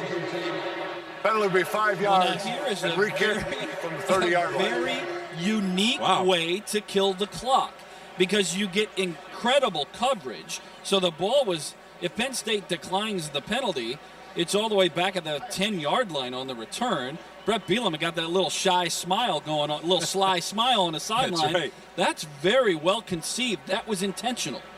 Well, we talked to him a couple different times throughout the season, managing the clock down at the end of the stretch of the first half and then at the end of the game because the clock starts that way. Things have changed a little bit, and I didn't understand it at first either. When I look back there, wow, what a call that would have been. Do you do it again?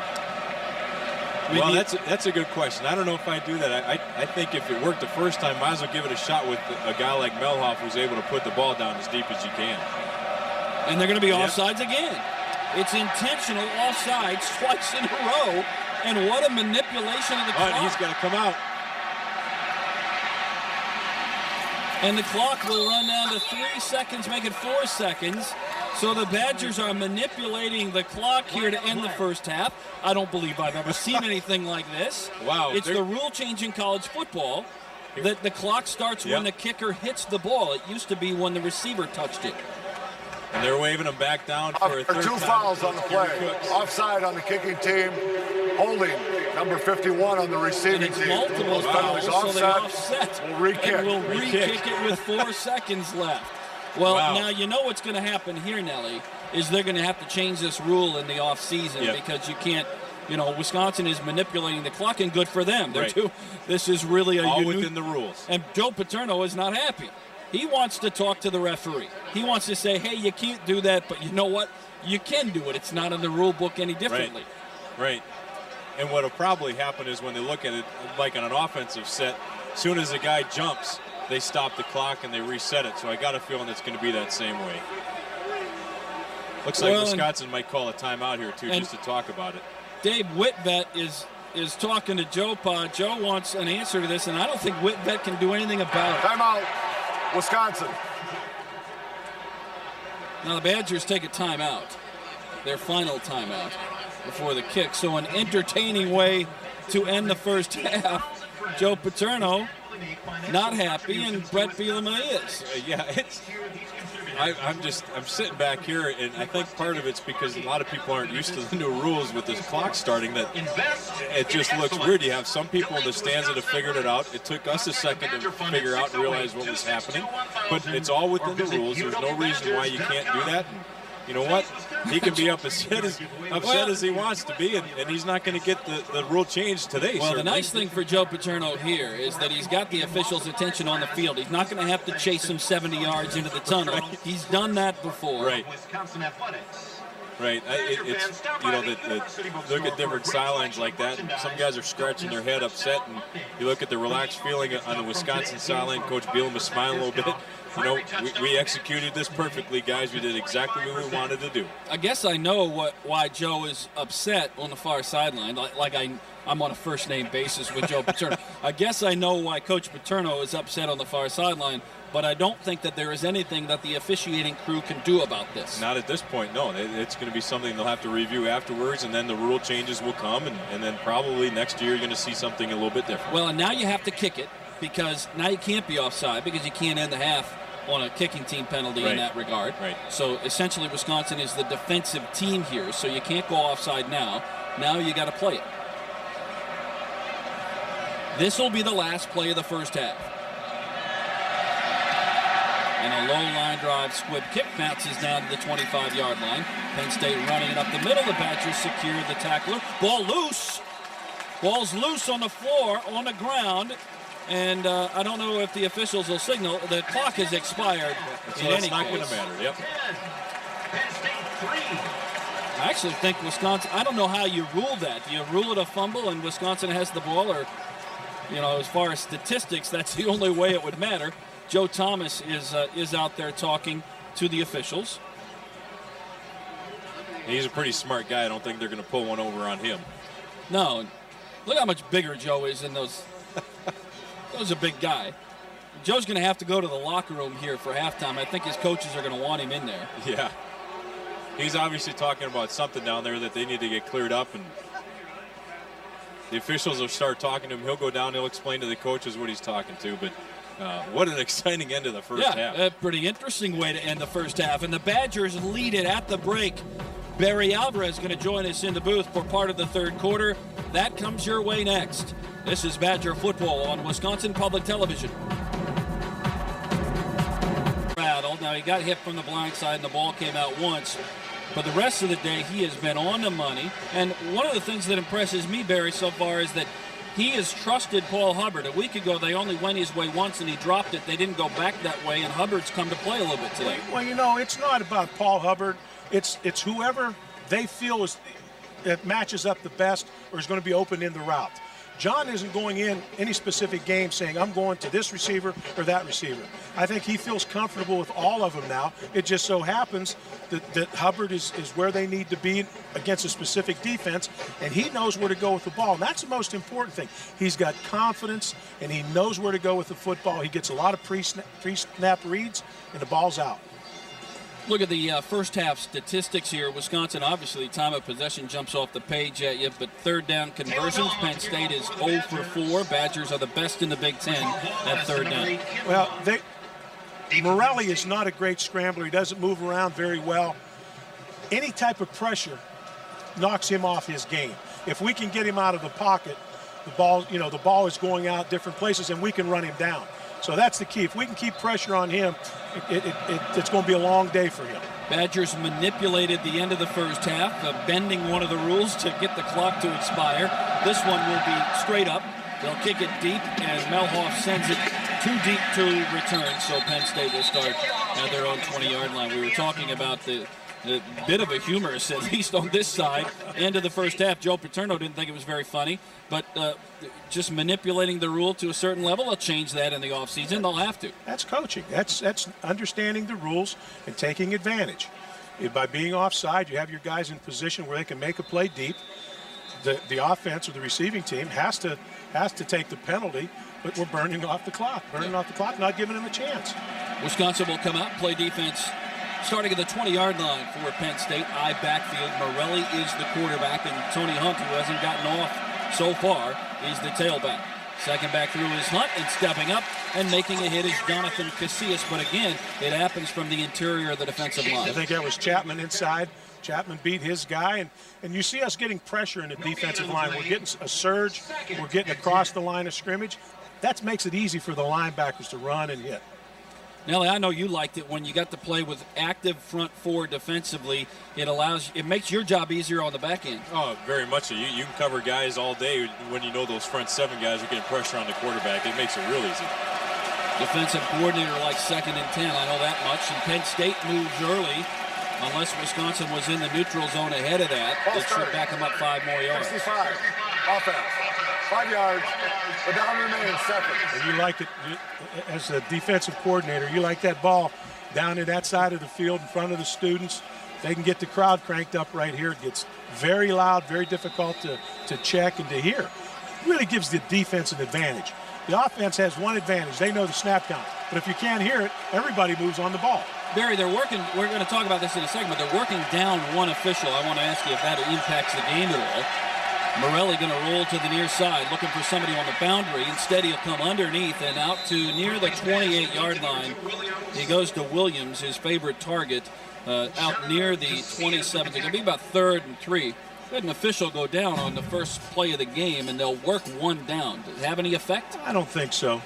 We've had that happen before, and these guys do a good job. I don't think it'll affect the game at all. And besides, you have replay now. If it's a crucial call or it's a questionable call, you can always go back and take a look at it on the replay. Big play here, 3rd and 2. Penn State has yet to convert a 3rd down.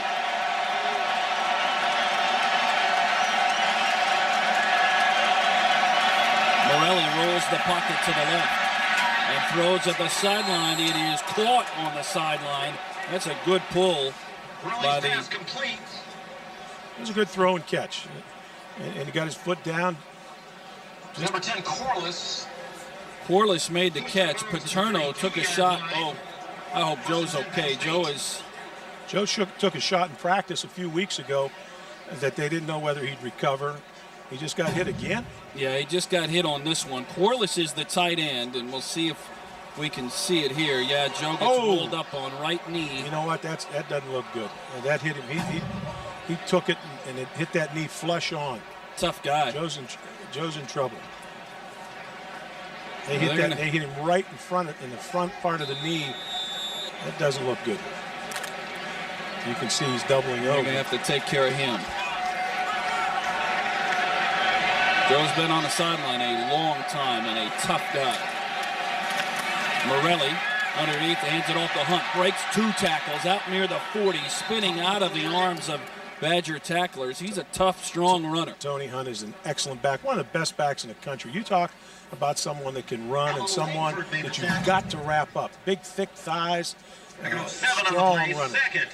You can't hit him high either. You hit him high, he's just going to drag you on for another 4 or 5 yards. You got to get down into his legs, and then when you do that, you hope the teammates coming to tackle him, hit him high, and try and strip the ball. But you got to stop his legs first and foremost.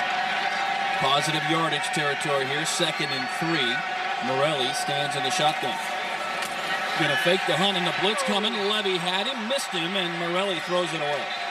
Good job by Morelli, but Levy's got to take him on that shot. You want DeAndre to get squared up there and make a play. You know, that's second. That puts him in 3rd and long. And, he came up clean.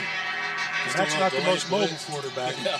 Little delayed blitz. He almost relaxed just to let Levy go right by. Didn't even make a move on him, and it made it look real easy. But you're right. He's got to come in and put the wood to him. Got to make those plays, boy. Another don't third get many down opportunities like that. Yeah, it's all about opportunities. We were talking to Brett yesterday. He said there are going to be opportunities, as there are in every game. And when you have the opportunity, you got to take advantage. 3rd and 2. They're in the run formation here. Morelli going to throw on a play action over the middle. Got a man wide open. Rogers, the only man left to make a tackle. He slowed him up, and Langford came back. It's Corliss, the tight end, who snuck out over the middle. Maybe a bust in coverage because he was wide open. Well, Wisconsin points first. They thought somebody moved on the line. Stelmacher's trying to get the officials' attention, loses track of the tight end, and lets him get up over the top. Yeah, Joe's got to quit officiating. He's got to keep his eye on his key. You know, they came out in run formation, as I mentioned, get good play action there, and hit that tight end. But that should be an easy route to cover. Corliss now with 4 catches and 58 yards. He's been the #1 target from the tight end position. Morelli hands it off, and Hunt is yanked down just out over the line of scrimmage. Maybe a pickup of a yard. By Matt Shaughnessy and Jonathan Casillas. Our defensive front's doing a nice job against their base run plays. Joe Paterno, by the way, is on the bench for Penn State. He is being attended to by physicians there on the bench, and he right now is out of the action of the game. We'll make sure he's all right. That's first and foremost.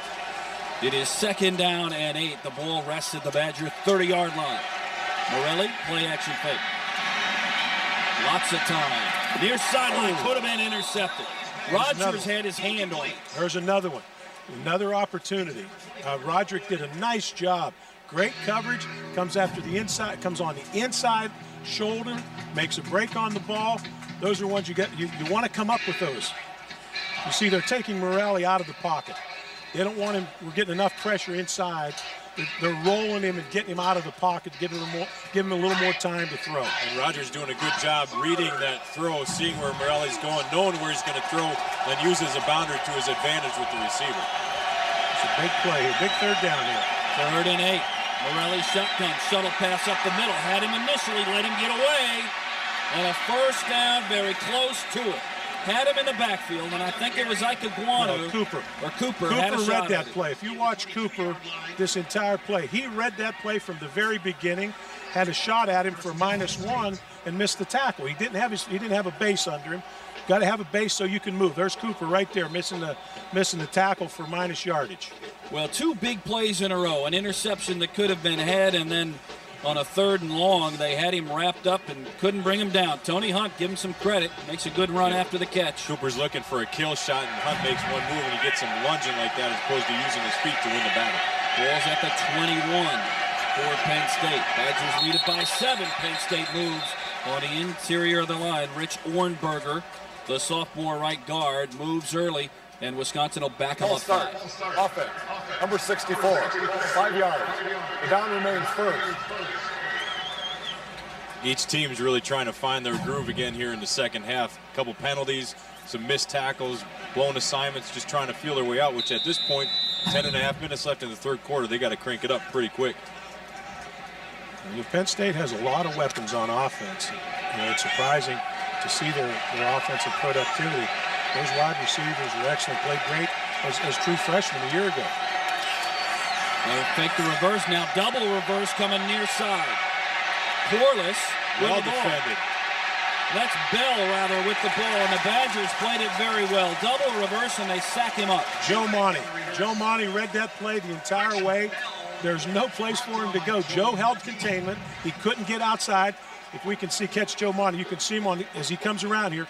Joe defends his guy, keeps his feet, which is so important. Now he lets the defense rally to the ball. There you see Joe again on the outside. He's made 2 big plays because he's responsible for that interception in the first half. He got the initial handle. Yes, and that's so hard right there. And a good defensive player never is on the ground. You saw him keep his feet and make that play. And now it's 2nd down and 19. Ball resting at the 30. Morelli will throw. Late blitz coming. Knocked away at the line of scrimmage. And I think that was Levy that got a hand on it. Incomplete. These guys have done a nice job in their front 7 linebackers and linemen both fighting off blocks, and then if they know they got stuck, they get their hands up and they still make a play. They keep playing till the very end. Yeah, you can see they're getting a push. No one came up clean, but look how the pocket is collapsing. He can feel that pressure in his face. That's why they're trying to get him outside and get him out and roll a little bit, but that limits the field he can throw to. Now it's a 3rd and 19 for Penn State. Badgers have 3 defensive linemen. Cooper, Newkirk, and Shaughnessy line up on the defensive line. Showing blitz and coming from Zalewski. Picked up well. Plenty of time all day. To the corner. Oh, did he catch it? No, they're going to roll it incomplete. Bobbled it. Well, I don't think he'd be in better position right there than Alan Langford was, but a perfect throw. Again, the receivers for Penn State, you're right, Coach, impressive. They bring in just about everything, but bobbled it just as he went out. Too much time to throw here, but I'll tell you, that throw and catch to come up, to get that ball there, and for him to come up with that catch, that's big time. Well, this has got to be right on the fringes of the range. I watched him before the ball game, and he didn't hit one from this far. It's going to be 48 yards, and the wind that there is, although the flags look pretty limp at that end zone. Not much wind. The wind was blowing earlier. And they're going to just direct snap and punt, and it will bounce. Get in the end zone, ball. You betcha. I like that. That's a big break. That's huge. That's what drives coaches crazy. I looked across the way. Penn State coaches were throwing down their you'll go crazy on those punters. Yeah. He's lucky some coach isn't meeting him at the hash. They had the perfect call. He had the right idea. He bumps it about 10 yards, and it rolls in the end zone. Barry, just at the halftime, you were part of a ceremony down on the field to see Joe Paul on the sideline, by the way. I think they're going to end up bringing a card out for Joe. Well, let's talk about what happened at the half. You got to retire the number of the guy who hired you. I'm not going to talk. I'll let you talk about Pat Richter. There's no, and I've said this before, Pat epitomizes what the Big Ten athlete is all about. It's a scholar athlete. It's someone who does everything right. He's an All-American on the field and an All-American off the field. And who deserves to have their jersey retired any more than Pat Richter? The program was already starting, as an athletic department, had started to turn before Pat brought you in. Now, obviously, it's been well chronicled, the change and the turnaround of the football program, but it all started with that guy. Well, Pat's the one that got the ball rolling. Yeah. Donna Shalala named Pat and convinced him to take that job, and Pat wanted to bring pride back to this university in the athletic department, and that's exactly what he did. He took an athletic department that was being run like a ma and pa grocery store and turned it into a supermarket. You know, and he did what you do and continue to do now, you give autonomy, you hire good people, and you let them work. You hold them to a certain level of responsibility, but that's what he did with you. That's what good leaders do. Good leaders surround themselves with outstanding people. You make sure they understand what they're supposed to do, and you let them do their job. But Pat was he was a tremendous boss. There was never a time in the 16 years that I was with him that I'd go to him where I needed something or we needed to do something with our football program that he didn't give. You know, if it made any kind of sense, he would go along with it. This game today and then a week from now at Iowa, they're going to culminate this Big Ten season. There's still a game against Buffalo coming up at home in 2 weeks, but this is a good Penn State team. Their only 3 losses have come to, at the time, teams in the top 5. Michigan, Ohio State, and Notre Dame, all in the top 5 when they played them. Those are the 3 losses for an awfully good Penn State team. This is a quality team. These guys are all highly recruited. They know how to play the game. They're coached extremely well. This is a good football team we're playing today. Wisconsin will take over at their own 20-yard line. 9:05 to play in the third quarter, and the Badgers holding a 10-3 lead. P.J. Hill is the deep back. Stocko gets it to him. P.J. dances up through the middle and gains about 5 before he's taken down. And that's a good run. See, here's what you want to do. You want to stay in normal down and distance. 2nd and 5. Now you do what you want to do. You can throw the ball, you can play action, you can come back with another run. The offense dictates when you're in normal down and distance. So that's a good first down run. So it's 2nd and 5, and Hill is the lone back. Andy Crooks has been so versatile because of Rentmeester's injury situation. Crooks has moved from linebacker a year ago to tight end, has also played a lot of fullback. No fullback here. Hill on the delay, and the ball nearly came out. P.J. strong arms able to hold on to that. That ball was down near the top of the knee. It was. We had two of their outstanding linebackers came clean on that play, but P.J. split him, and he was able to pick up a couple yards. You see the linebackers clean in the hole. Paul Chryst is creating a lot of problems for defenses. Defenses now want to match up according to how many backs you have, how many tight ends. Well, it's hard to do when you have Beckham can line up at tight end or wide receiver, and Andy can line up at fullback or tight end. Well, a big play here, 3rd and 2 with 7:50 to play in the third quarter.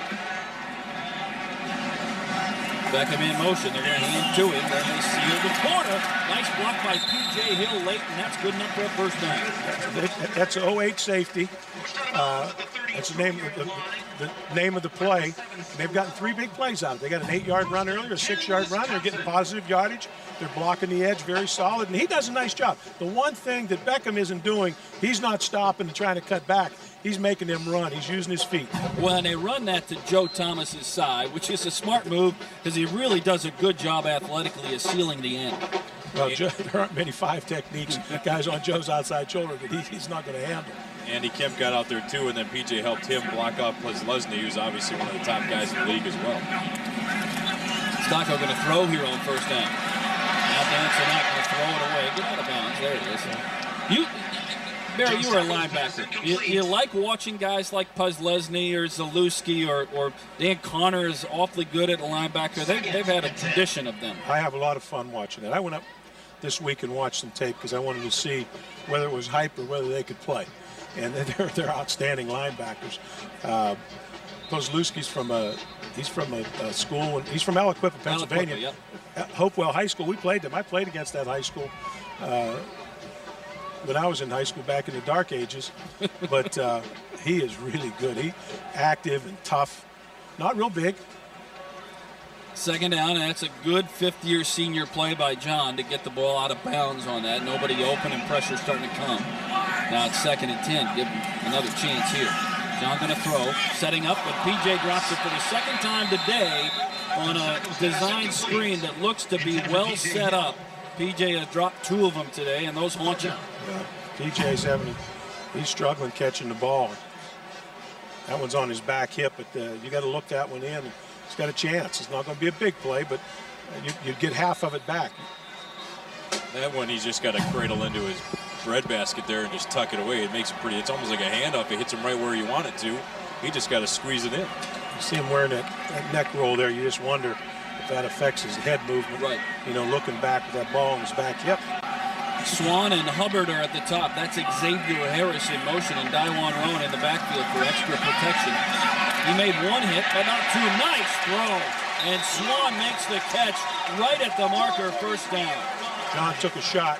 As he released that ball, Connors unloaded on him and took a big shot. Yeah, watch Daiwan Rowan stepping up here. You're right, Coach. He gets just enough on him for John to throw the football, but he sure gets laid out at the end of it. Our backs have got to do a better job now. PJ missed a block earlier that cost us a 9-yard loss and put us in the hole, and here we miss again. And it's just poor fundamentals. It's not just they're in the right place, but we got to keep our head up. And you can't lunge and just flat miss it. It's a first down, and the ball is out of the 43. Another great throw by John Stocco, and he goes to Swan, who has been Mr. Automatic. Throw it his way, he'll catch it. That's Hill, plunging forward over the 45, maybe the 46, so another pickup of 4 on first down. Yeah, PJ, not a lot of room in there, but he finishes a nice, tough run. With the tackle. They give him 3 on the play. Second. He's got to read Andy's block. From the 46-yard line. Andy kicked that linebacker outside. Isolation play there. Well, Wisconsin continues to rack up time of possession. You know, you have a 7-point lead. You'd like to have a big drive here and get some more points on the board, but Penn State can't score if they don't have the ball. Well, Penn State had a drive. They held on to it for a little bit. Came out with nothing. Naked roll, and Beckham on the catch underneath. Hold on to the ball near the 46, so maybe a pickup of a yard on that one brings up a big third down. Well, John did a good job of getting the ball off. The defensive end did not bite on the play action fake and got right in John's face. That's very athletic to get that ball out. Barry, I know you got to move on, so we'll let you stay here for this play, and then I know you've got some other duties, and we again appreciate you coming up and spending time with us. Always a pleasure, guys. Big third down play here for John Stocco. What do you look for? Well, I look. Let me see what kind of formation we're in here. See, again, you got Andy Crooks lined up wide. And Beckham inside of him on the end of the line. Stocco with time. Oh, he threw it, and it could have been a touchdown the other way. He threw it right into the hands of Donnie Johnson, who dropped it with visions of a touchdown dancing around in his head. Barry, again, thanks for the time. Coach Alvarez is going to move on down the line. Oh, dodging a bullet there. Yeah, like Donnie Johnson, the only senior in that starting secondary. Obviously, he's played a lot of football for these guys, but that's one you really wish as a player that you could have back, because he's seeing it, he's looking at green in front of him. He just forgot to take the bread with him. Well, that was a touchdown. The Bush hits it. High floater going to carry near the 20 and bouncing. And that ball might be Wisconsin football. Let's see the whistle and the blow here. Yes! Badgers get it back. Big mistake by Penn State. And the guy that made that play, number 3, Ben Strickland, a sprinter on that punt formation, gets down. He's got 2 guys blocking him. He locates the football. You'll see right at the bottom of the screen here. He's fighting. Actually, that's Zach Hampton right there, pushing in there. Pushes those guys right to the ball. Big time bounce for Wisconsin, and they happen to be at the right place at the right time. Well, it's a loud stadium, but the punt returner usually on that, if he's not going to go get it, he's got to yell. It's usually the call was Peter, but different teams have different calls. They'll yell Peter, poison, whatever it is, just to alert those guys, but they're so focused on blocking that as a return man, you've got to get up there and scream and yell as loud as you can. Plus, it's on Wisconsin's sideline, so a lot of times your teammates are helping you, but you're on the wrong side. Badgers get it at the Penn State 20. Hill up in the middle, running through the line, through the tacklers to the 7-yard line. They just continue to grind it out. Anthony Serrato, safety, making that tackle right there. A great job blocking up front, pulling a guard. Again, PJ being patient, reading the hole. And again, Serrato and number 10, Lydell Sargent, making the tackle. But if you got safeties making the tackle, your front 7 are doing a tremendous job getting penetration for him to run up the field. P.J. Hill, 18 carries, 92 yards. Badgers could really benefit here from a score. Blitz coming up the middle. Run blitz. Hill to the 5, to the 4. Nothing fancy, just PJ getting the ball and running straight downhill, not doing anything fancy, allowing his lineman to get downfield. PJ hops around, number 63, Marcus Coleman, your center, sees 3 yards, gets 3 yards. He runs right over Jay Alford, and the ball rests now at the 4-yard line, 2nd and goal. Wisconsin in the red zone this year, 85% of the time they score, 34 of 40, and 27 of those 34 scores have been touchdowns. P.J. Hill, on his own, I believe has 14 of those touchdowns. Hill on the right side. They stretch it out, and he might gain the 2, make it the 3-yard line, so it will be 3rd and goal. Yeah, good defensive play there. Really want to pound this in. Yeah, and this is going to send a message not only to Penn State, but to your defense as well. Hey, guys, we're ready to play this half. Keep getting this ball back because we've got things rolling. We're in a groove. Let's keep going. But Penn State brought in some bigger linemen. They've got more of their goal line defense now, which makes it harder to run inside. PJ tried to get outside, but the outside backer and corner, good responsibility football, and stayed home. Well, this is a big play in the context of this football game. 3rd and goal. The ball is on the 3 from the right hash mark. Stocko, second man through his Hill. Won't get it. He's going to get about the 2.5. Maybe a no gain, a half a yard on the play. And you pretty much have to take the field goal here. Got to make it a 2-possession game. Yeah, you got to take the field goal. And I'm surprised on that particular play, 3rd and 3, that because they've been running and running and running, run a little play action. It freezes those linebackers, and you get your receivers where it's very difficult to cover as a corner out to the edge. And then with Stocko, as good as he's been playing today, put the ball right on the money. A little more conservative than we've been accustomed to this year. But the ball is right in the middle, and you trust your defense now. You got to make the field goal here first. Extra point type distance, and Melhoff is good on it. And the Badgers now have a 10-point lead at 13-3 with 2:42 to play in the game. So they get points off the turnover. That's the 3rd turnover on Penn State today, and Wisconsin gets 3 points out of it. Well, and Wisconsin continues to use the clock to their advantage. Their game plan has been very good. We got to keep their offense off the field. As long as we keep ours on there, we get in these grooves like they have this particular drive. Even though Penn State stopped them, huge play in the kicking game, and we thought that would be one of the keys to the game today. Whoever wins that battle and whoever wins the defensive battle is going to win this ball game. Right now, Wisconsin, with their special teams, has created opportunities for their offense. Talk about the Wisconsin defense in the first half, and let's look at what they did, Nelly, and how well they bottled up Penn State.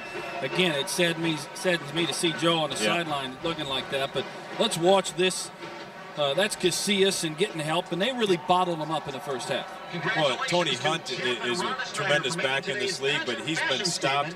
Then you get Anthony Morelli throwing the ball around a little bit, but the defensive secondary is in position to make some plays. They're doing some fakes. They've got their D linemen making some plays. They've got their linebackers running and making plays. And these guys are doing things well. And if they can't make the play with pressure, they get their hands up with Monty right there. And then you get Roderick Rogers with a big-time interception. Nelly, I really think that defensive play is the biggest play of the game. And they put pressure on Morelli. And here's then the touchdown in the end zone by Hubbard on the throw from Stocko. Here's the fumble just a moment ago.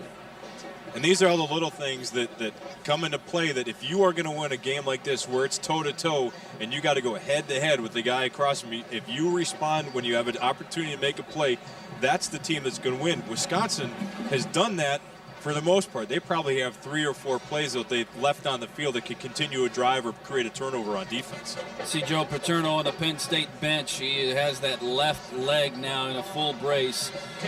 He took a shot on the sideline from his tight end Quartus on a catch at the boundary and rolled up Joe Pa pretty good on the sideline. And Joe's a tough guy, and I think what he's done is he said, I'm going to stay out here with my team, because otherwise you'd think that they would have already had a cart out there and take him off the field. And you see a number of his assistant coaches going over there. He's still coaching. He hasn't given up on this game at all. He's communicating to those guys, trying to get them fired up. This is what we need to do, boys. Let's go get it done. Melhoff hits it. A low line drive carries into and off of the receiver and out of the end zone. So Penn State will start from their own 20-yard line. Where will be 1st and 10 Penn State. Wisconsin's defense has gotten out there with the exception of probably 1 or 2 drives in the first half and done a tremendous job, as you see right there. They've gotten after things. They're mixing things up. They've got fresh bodies in there. And I'll tell you what, they've been impressive today as they have been all year long. So Wisconsin has forced a couple of punts, interception, a field goal, and a punt in their last drives. So the Badgers will go out of the field defensively, and Wisconsin continues to try and shut down Penn State defensively. Let's set up, we'll ask you a question here. The problem here, here's the problem with this question, as we put it on the screen for you, is that Scott Nelson always looks for and finds these answers in advance, and somehow again today that has happened. So here's the question. P.J. Hill became the 5th freshman in NC Division 1A history to gain 1,000 yards in his first 7 games. Who was the first freshman to do that? And you know it. Can I say it right away? No, you can't, because it's not. This isn't about you, Nelly. This is about people watching. All right. And you give him a chance to again look it up, cheat right? the system by finding the answer in advance to posing the question. And apparently everybody, I don't know how people in Middleton know the answer to this question, but evidently they do. That's the word we're getting. Yeah, that's the word we're getting from the truck. And there's the answer. Emmitt Smith, who played his college football at the University of Florida, and then killed the Packers so many times for the Dallas Cowboys. Yeah. He's obviously had a pretty tremendous career and continued that now. And Dancing with the Stars. I know you watch that every week. Well, how do you not watch a guy like Emmett Groove, you know? That's absolutely, absolutely right on. And there's Joe Pa now being taken to the Gator. And they're going to take him to the cart. That's hard to watch, I tell you. One of the icons of college football got rolled up in all the games that he has been on the sideline, and he has been on the Penn State sideline. This is his 637th game. Yeah, that's amazing, that just his experience right there, and you see his players going over to him. You know, you don't play for a coach like that and not love a man like that stands for what he stands for and gives you the opportunity to play football, and he teaches you things that will carry over from the football field into real life. He's a quality person. And the thing that Joe's thinking about right now is he doesn't want to distract his players from the game, and he still wants to coach. Cooper with pressure. Ball deep. Over the middle, all the way down. Nice Big defense by Ika Kwanu. Battling downfield the entire way. Perfect man-to-man coverage right in his hip pocket. Anthony Morelli looking to throw downtown, and he does, but Ike reads it, makes the turn to see and locate the football, and as good as these receivers are bringing it in, you'll see right at the last second him stick his hand up and knock it away. That's a great defensive effort. And Deion Butler did an awfully good job as the receiver, keeping Ike from really getting all over it, but I thought for a second Butler was going to come down, but never doubt Ike Kwanu. The kid he's going to play on Sundays. He's got a great chance. 2 years. You bet. Great chance to do that. And he's big and strong, and you saw that strength right there battling with the receiver. They'll run the delay, and Hunt runs up into the interior of the defensive line. Badgers stack him up there. Maybe a pickup of 2 on the play, and a big 3rd and 8 coming up. Zaluski in on the tackle. He hasn't had a big day as far as numbers, just his 4th tackle on the day. But he's making plays when he has the opportunity, and he's just as good as Paul Podlesny and Sean Lee and those guys on the other side of the ball, and he's making his name known today. Badgers are a Big Ten best on 3rd down conversions. Today, Penn State is 3 of 8 on 3rd down. Badgers on the year only allowing 29% 3rd down conversion, and a big one here. Blitz coming. Ball near side, and a good defensive play by Roderick Rogers. Rogers playing man-to-man coverage on the tight end, Andrew Corliss. He gets beat, but instead of turning to look for the football and cheat, he continues to run at the man, and he runs right through him, pushes him out of bounds, and knocks the ball loose. Great play. And Morelli put maybe a little bit more air under it than he needed to. That ball kind of floated out there, and Roderick got back just in time. Yep, and he doesn't play the ball. He goes and plays a man, which is exactly what you're supposed to do in man-to-man coverage. And Joe Paterno is getting a round of applause from those here in person. Nice snap. Paterno being wheeled out in the corner off screen, and Zach Hampton does a good job on the fair catch, and now a block in the back. Yeah, they're going to back this up further. Paterno's cart is going out of the southeast corner of the stadium right now. That was the applause you may have heard just prior to the snap on the punt. and he'll turn over the duties on the Penn State sideline, and they'll check out Joe Paterno, make sure he's okay. But a block in the back on Roderick Rogers on a fair catch from Hampton will back this ball up an additional 10 yards. During the return, he'll block in the back, number 22 on the returning team. 10 yards from the end of the run. First down. Which is too bad. Instead of starting from the 35-yard line, they drops him back to the 22, puts him back a little bit further. But I tell you what, those are the things that we're talking turnovers, we're talking drop catches, all that kind of stuff. A penalty just like that can have the same effect on motivating the defense and putting the offense obviously back a little bit further, and changes the way you call the first down here in your particular series that you're running. Well, Dick Anderson is the assistant head coach. Galen Hall also there in charge of running backs. Those two will probably take over to a fairly good amount now of the coaching responsibility on that sideline. Hill runs up the middle. Mike McQuarrie, also the redhead on the Penn State sideline. Former quarterback there, also probably well in charge of the offense at this point, as Joe Paterno is now being checked out in the locker room, the Penn State locker room. Wisconsin just continues to grind it out, run play after run play. This time they go to Thomas and to Andy Kemp. And with Penn State pursuing, they pursue very hard. PJ's had some cutbacks today to get some positive yardage, probably 4, 5, 6 yards of prep.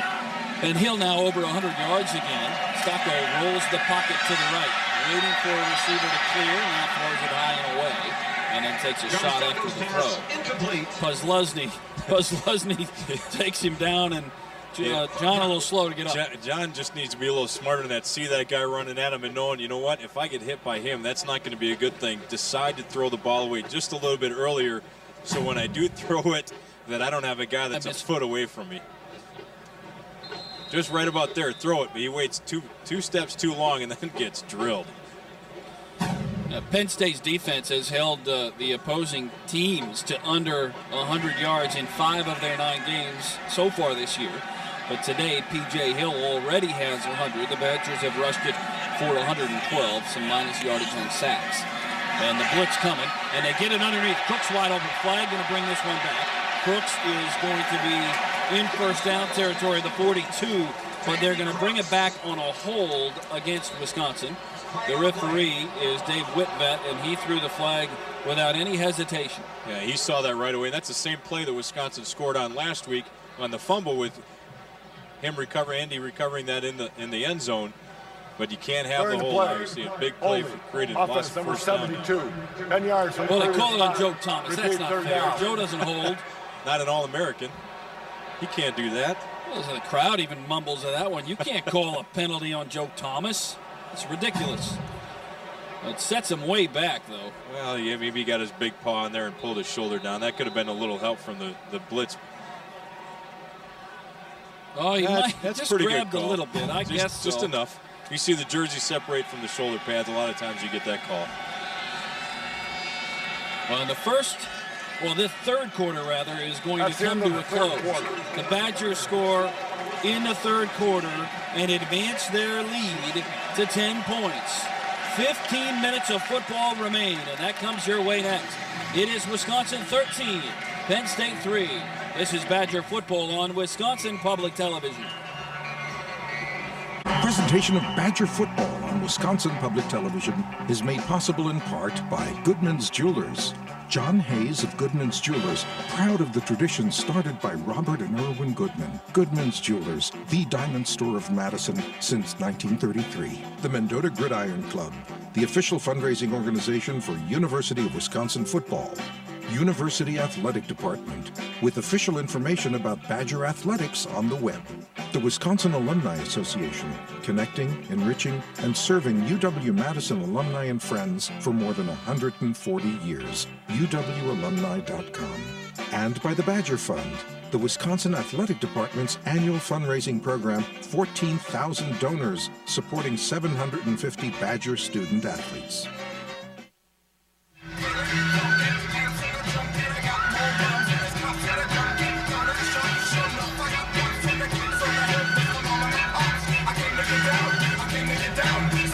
All right, fourth quarter.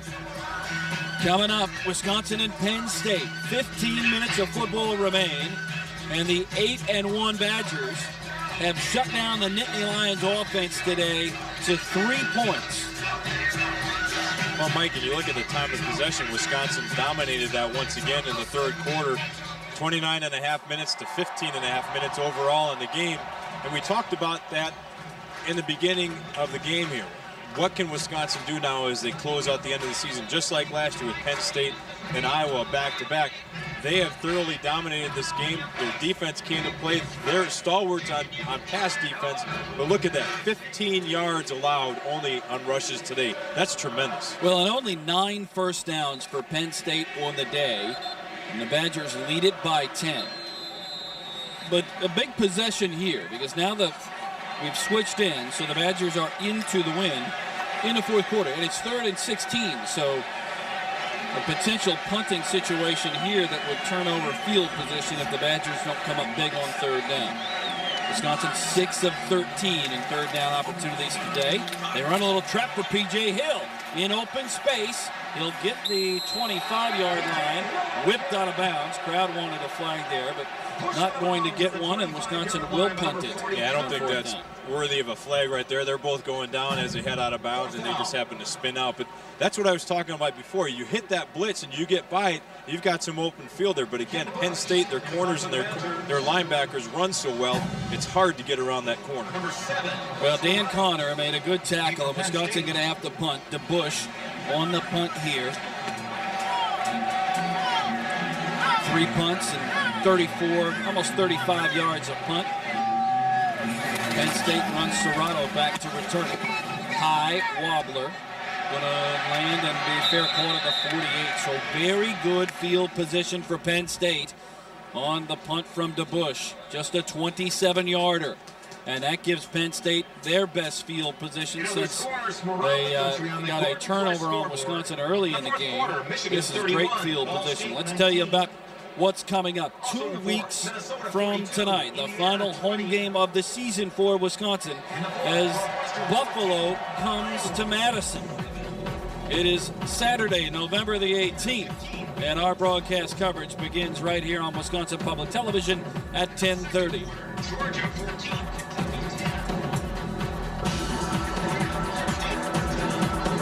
Buffalo has played a killer schedule this year. Today it's against Kent State, probably one of their lesser lopsided matchups of the season. They have played a killer schedule.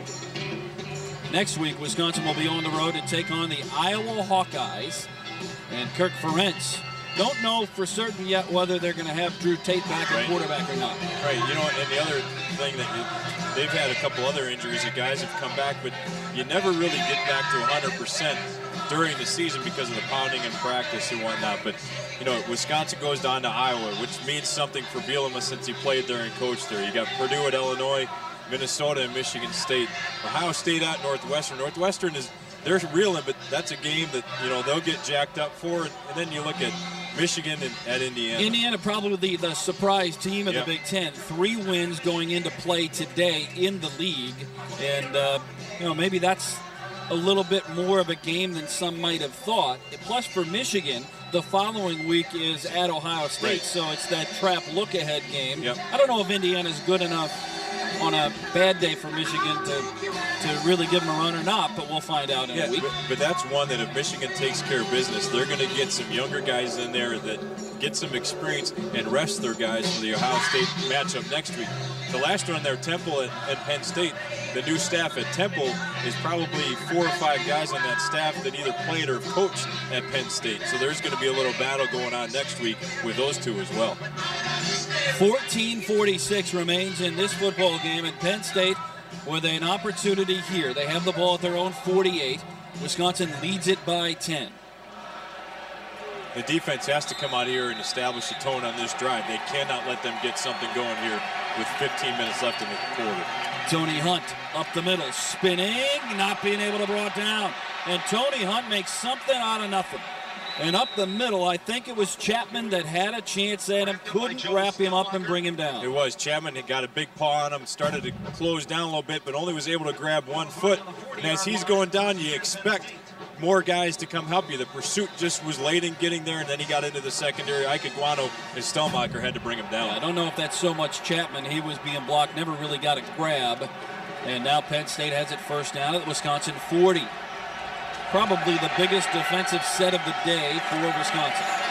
And a reverse coming, and he might throw it. Badgers cover up well on the back end, and the pass from Williams is incomplete. He went to his second option.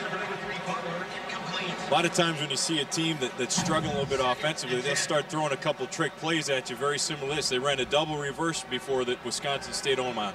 Monty covered that well. This time, the secondary, Rogers and Iguano on the other side, reading guys releasing and not blocking and covering it again. I was going to ask you, Rogers there, you can see it on that replay, didn't have his eyes in the backfield at all. He was looking to his left, watching for, in zone coverage, watching for a receiver to clear his area. Right. If you don't sneak your eyes into the backfield, you'll be just fine. Now Morelli, play action fakes, and pressure again. Right, and getting him down is Casillas on the late blitz. Morelli taken all the way back to the 48-yard line. A loss of about 8, and Casillas comes in hard on the delayed blitz. He's playing his responsibility. He's got to cover the running backs as they come down, and you'll see him on the right-hand side. He's patient, nobody's there. Boom, I'm hitting that gap and I'm going. Everybody's locked off. I'm coming scot-free. And he puts the wood to Anthony Morelli. Big play there for Wisconsin, and another one here. 3rd and 18.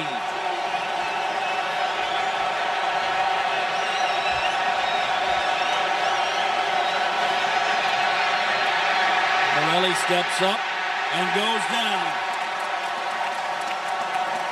Crowd comes to life on that. Very good coverage downfield. I think the receivers were just running him off. They're going to try and sneak out the tight end, number 10, Andrew Corliss, on that.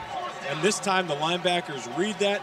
They seal down on him. The running backs can't block the guys, and here comes everybody in the red jerseys to tackle Anthony Morelli. Zach Hampton goes back deep. Badgers run 8 men up in the interior of the line of scrimmage, and then 2 gunners. Nice punt. Too good. Into the end zone. Too good. That's a heck of a kick, but just too much there. 53 yards on a tough day for punters, and the Badgers will get it out of the 20-yard line. Jeremy Kapanos, who is their kicker on that, isn't used to punting this way. He had to punt a couple times in the 3rd quarter, but has to realize in his particular situation, he's got the wind behind him now, that he's got to take a little something off that. He can't put his full leg into it. Kapanos doing a teammate a favor, coming to get a shoe. Well, are you surprised at this right now? Not surprised that Wisconsin is winning, but surprised at how well they have played defensively? Well, you know, I'm not so sure that I'm surprised as well as they've played defensively as I am offensively against a very stalwart defense from Penn State.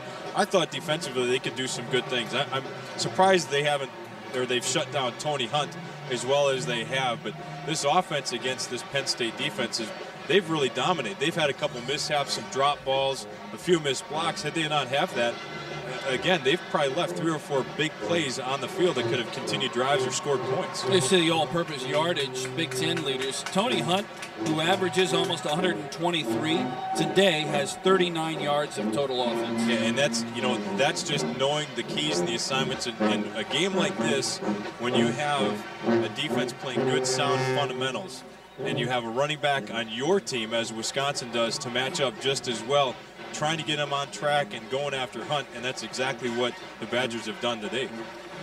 Wisconsin trying to close the door on this one. A score here, which would be a long drive, obviously. A score here would probably shut the door on Penn State.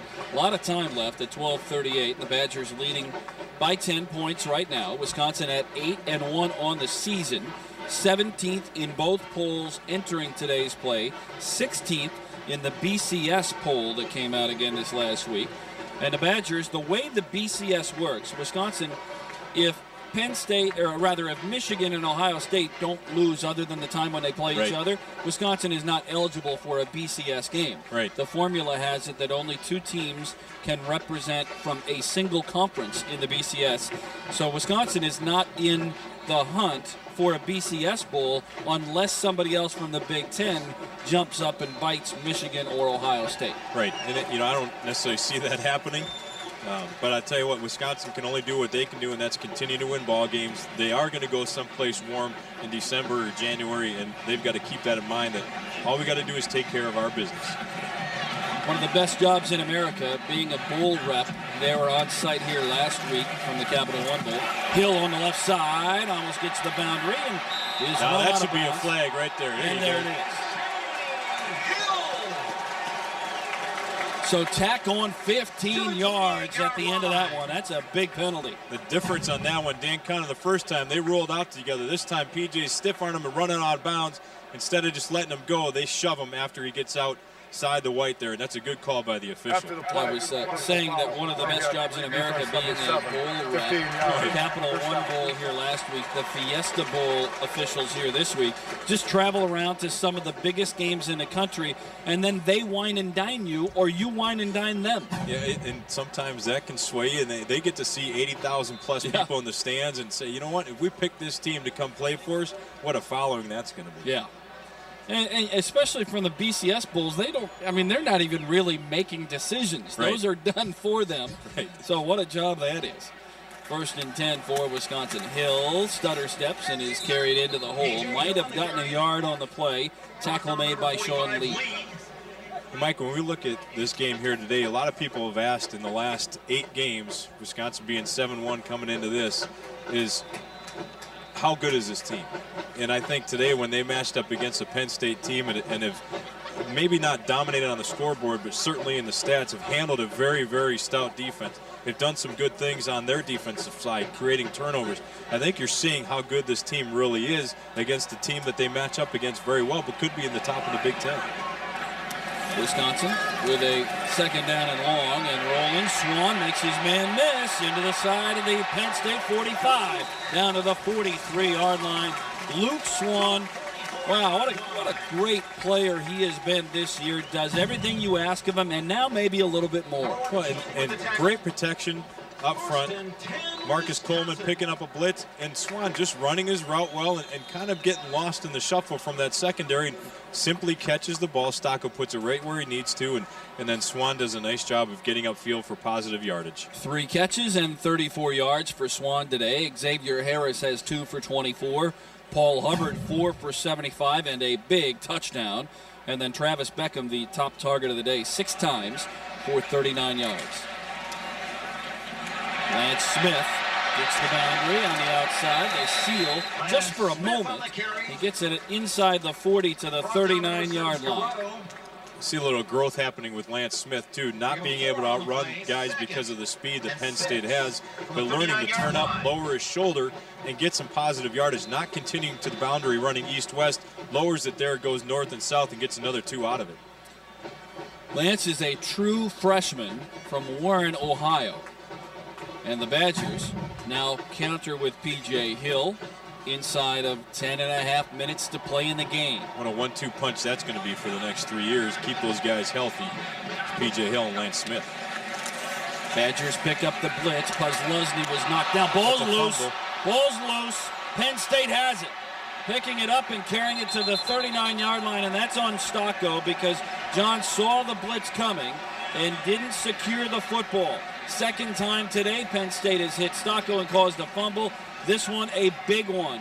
Penn State has the ball with 10:07 to play at the Badger 40-yard line. And John gets hit from the backside here pretty tightly. He looks like he's going to throw, and I'm not so sure that the official could see that. But once he brought it down, it's like he tried to stop the football from going forward. They may review this one. Let's see if they buzz it down onto the field and review this one. Wisconsin can. Coach Bielema is down there saying, I want to see it. Yeah. And Brett Bielema has called for a review of this one. Now that obviously were a little bit biased. Would you think maybe? Just a little But bit. it should be reviewed without Coach Bielema having to do that. Every play is reviewed. I don't know why they wouldn't have whistled down and stopped play to make sure they got it right. We're going to get a couple of looks at it. Let's see what we got. You see from here on the front side, John's going to throw. He starts going for and gets hit. Wait. It's one of the rule interpretations that I'm not sure of if he is trying to throw the ball or not. The arm is in the forward motion. Yeah, that's got to be an incomplete pass. I think if you look at it, forward motion on it, incomplete pass is what they ought to do. There's no doubt, Scott, that his arm is going forward. Initially, it was a passing motion, but then did he try to hold up and not throw the ball? And that's one of those interpretations that I'm just not sure of. Where the officials are concerned, his arm is certainly going forward. They have to determine whether the intent is to throw the ball or not throw the ball. Right. Now we get a lot of cat calls from the groups right in front of us. They did a very smart thing in the replay booth next to us this week. They closed the window. Yeah. So it keeps him off. Here's the call here. After review, the quarterback brought the ball back in and fumbled the ball. The ball was recovered by Penn State. That's the interpretation you were talking about, Mike. His arm was going forward, but he did try to stop throwing the football, and they did see that and review that. I think right at the tail end here, you see his arm going forward, and at the last second, you see him try and tuck it back in because he didn't want to throw it. Whether we like it or not, that looks like the right call. Well, Penn State has the football, and Morelli looks to throw it near side, and Jack Ikaguanu did a good job because I thought he was going to try and jump the route, and he did a good job holding back and then making the tackle. He did, and that's one of the things that Jack does so well is he'll break up on it, but if he knows he can't get to the football, he's always got the one arm secure on the top side shoulder, ready to grab some cloth and tackle the guy down. Said earlier, Penn State had lost 3 times this year. They got beat by, at the time, number 4 Notre Dame, 41-17. They lost at Ohio State, number 1 in the country, 28-6. And they lost at home against Michigan, number 2 in the country now, 17-10. Tony Hill up the middle, flag coming. Hey, a flag got thrown by the back judge, and they're going to bring this one back on a holding. A lot of times those big plays happen for that very reason. There's not too many times a running back gets through that scot-free to head downhill without some sort of hold up in the front there. That time the Nittany Lions got caught. Well, that's going to cost them big because Penn State had the ball all the way down near number the 67 offense. 10 yards from the spot of the foul. Penalty Repeat second down. Levi Brown, their All-American tackle. All-American, a captain. There's only 2 captains on this Penn State team. Levi Brown is one of them. And he blocked, I believe, on Shaughnessy and carried him all the way into the interior, and apparently they felt he had a pretty good hold going on there. He's got him actually on Monty, and you can see right there Monty's shoulders, and that's 2 All-American tackles. Thomas for the Badgers and Levi Brown for the Nittany Lions have both been caught. Second and long, ball goes out far side. Roderick Rogers just rides the receiver down. Good defensive play as he takes down Norwood for maybe a pickup of a yard, but it'll bring up 3rd and about 13 and probably 4 down territory and timing-wise for Penn State. And Rogers, that's the second time he's been man-to-man in the first half against a running back, this time out against a wide receiver. The same play they've tried to hit him on or burn him on 2 times. Both times he's come through with a big tackle. Badgers go with a base defensive front. Just 3 linemen, in fact. 3 linemen on the ground. Here we go. 3rd down and 14. Morelli steps up. Long way to run towards the far sideline. Levy catches him from behind, and Morelli is short of a 1st down, but he gets a lot of it back. It'll make it 4th and 2. And now Penn State has a decision to make on a field goal, which would make it a 1-possession game, a long field goal, about 48, 49 yards if they try to kick it, or they'll go for it here on 4th and a yard.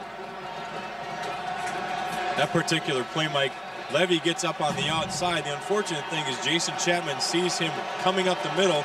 Morelli sees that and jumps outside. That's where Chapman needs to be to secure that in. He allowed him to break contain and get some big yardage out of that. Big play right here, though, for the defense. The crowd's helping him out. And Penn State is going to take the Wisconsin. timeout. It's probably Wisconsin takes the timeout. They were late in adjustments defensively and personnel. Elijah Hodge came running off late, and the Badgers take a timeout. That leaves Wisconsin with just one timeout, and it also allows Penn State the opportunity to think more about this. The ball rests at the 31. They have the wind at their back, so it would be a 48, 49-yard field goal. There's McQueary. He is involved in the decision-making process here with the absence of Joe Paterno. Paterno, if you joined us late or didn't catch it, was rolled up on the sideline on a pass completion early in the third quarter and was taken from the field with his left leg in a brace. Don't want to speculate any further other than you'd think the way he got hit, you're probably talking about a knee. And Dave Dorn right there that you see, one of the Badgers defensive co-coordinators, talking to his guys and understanding, hey, we got to play responsibility football. If you have man coverage, lock on your man, front seven, you've got to get penetration. If they try and run, we can't let him get up the middle. We got to get after him on the outside, and just general, simple reminders that puts these guys in the right frame of mind on a 4th and short. Saw them working on John Stocco on the Badgers sideline, lifting up his jersey and working on some padding or maybe a midsection injury on John's right side on the Badgers sideline. And as he was throwing that ball that was a fumble that gave Penn State the turnover here, he got hit really hard. He got up holding his shoulder, holding his arm, and that's not something that a quarterback wants to have. But I'm sure they'll watch him pretty close, put some ice on him, make sure he's ready to go for next week if he can't get back out on the field here. Well, it looks like he's either iced up on the back or the front of that shoulder right now, and obviously in some pain. And just checking the Badger sideline to see if Donovan had been warming up. I don't see him. He's certainly not out there throwing right now, so we'll see if Stocco is ready to go. And we're going to we could have to be ready to go on the next play. It's 4th down right now, and Penn State is going to go for it. 4th and a yard. High backfield.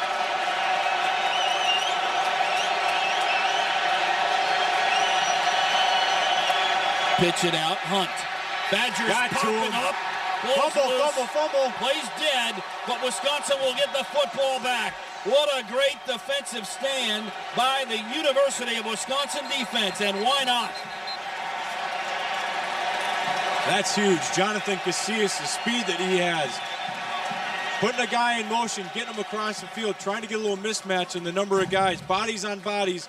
But Casillas, number 2, you see Reed, that beats his block, gets up there on Tony Hunt, number 26.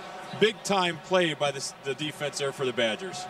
The ball was down on the whip down to the turf. The ball comes out late, and Wisconsin had it. Would have been a touchdown. Now, Mike, this is one of those that they could potentially review as well. If we can see that again, watch. When he's coming down, I'm not so sure that he's on the ground when that ball is loose. I think he's on top of the Badger defender. Right there. Well, that's pretty close from that angle. But the play was whistled dead, which means that you can't change it. Here's a better look at that. His shoulder's down, so they probably would rule him down. Well, John Stocco is on the Badger bench, so Wisconsin will go with Tyler Donovan at quarterback in the next series. And we're ready to go. Wisconsin going to run out. There you see a nice look by Jonathan Casillas, following Zalewski's linebacker haircut lead. What does Zalu's head look like today? I've been looking for that all game. I haven't quite seen him with his helmet off. If you had a cold day, you tend to keep those on, keep your head warm. Well, Tyler Donovan is in at quarterback for Wisconsin, replacing an injured John Stocco, and we certainly hope that's not a severe injury. 7:50 to play in the game. Hill dancing around and gets maybe a yard before he's taken down. Donovan, 6'1", 193 pounds, a junior. Sees his first time since early in the season. Cutback once again from P.J. Hill. That time the Penn State defense didn't over-pursue, came up and filled the hole where he was trying to get through. You know, Donovan's had some experience. He's competed in a lot of big games in high school down at Heartland Arrowhead. He's competed in some big games here for Wisconsin, but there's none bigger than the last 7 minutes of this game where he's got to lead this team to victory with Stocco down and out. Donovan is 3 of 7 in the air on the season, has thrown an interception. 2nd down at 7. They'll sweep it out near side Hill. Looking for a seal in a cutback lane. Might get the 40-yard line. It will still bring up a 3rd and 5. I think the Badgers are going to trust their defense in this situation and keep the ball on the ground. Yeah, keep it on the ground, keep the clock running, and as aggressive as this Penn State defense is playing, they're going to let them do that and wind some time. But these safeties for the Penn State defense have had a great game. Anthony Serrato came in and filled in from the alley on that particular play, forced PJ down on the ground, give him a 3rd and 5 right now, which again dictates to the defense it's a passing situation. We're ready for you. Let's go. Hill offset to the right. Donovan looks to throw, rolls it left side and got his man, but it's short of the first down. Hubbard on the out is going to be about 3 yards short of the first down, and Ken DeBush needs to hit a good punt here with the clock running at 6:08 to play in the ball game. Donnie Johnson, number 6, senior safety for them, read that perfectly, knew what they needed for a first down, and didn't allow him to get the ball and then turn upfield. Brought him down right as the catch was made. This could be a big play on this punt right here as far as field position. He's got to try and pin him down deep. Let his cover men get down there. Got to hit a good snap here and get off a good punt. Protect the punter here. Snap is good, and DeBush has time and hits a pretty good punt. Going to be fair caught, signaled for, and caught at the 17. That's a good hit by Ken DeBush. 41-yard punt. And 5:35 to play in the game. Penn State is 87 yards away. A little break in the action here gives me a chance to tell you our first women's basketball game on Wisconsin Public Television. Lisa Stone and the Wisconsin Badgers. It comes up on Monday, November the 20th, when the Panthers of UW-Milwaukee come to the Kohl Center. You can catch the broadcast coverage at 11 o'clock with Ken Syke and Dawn Krim on the call.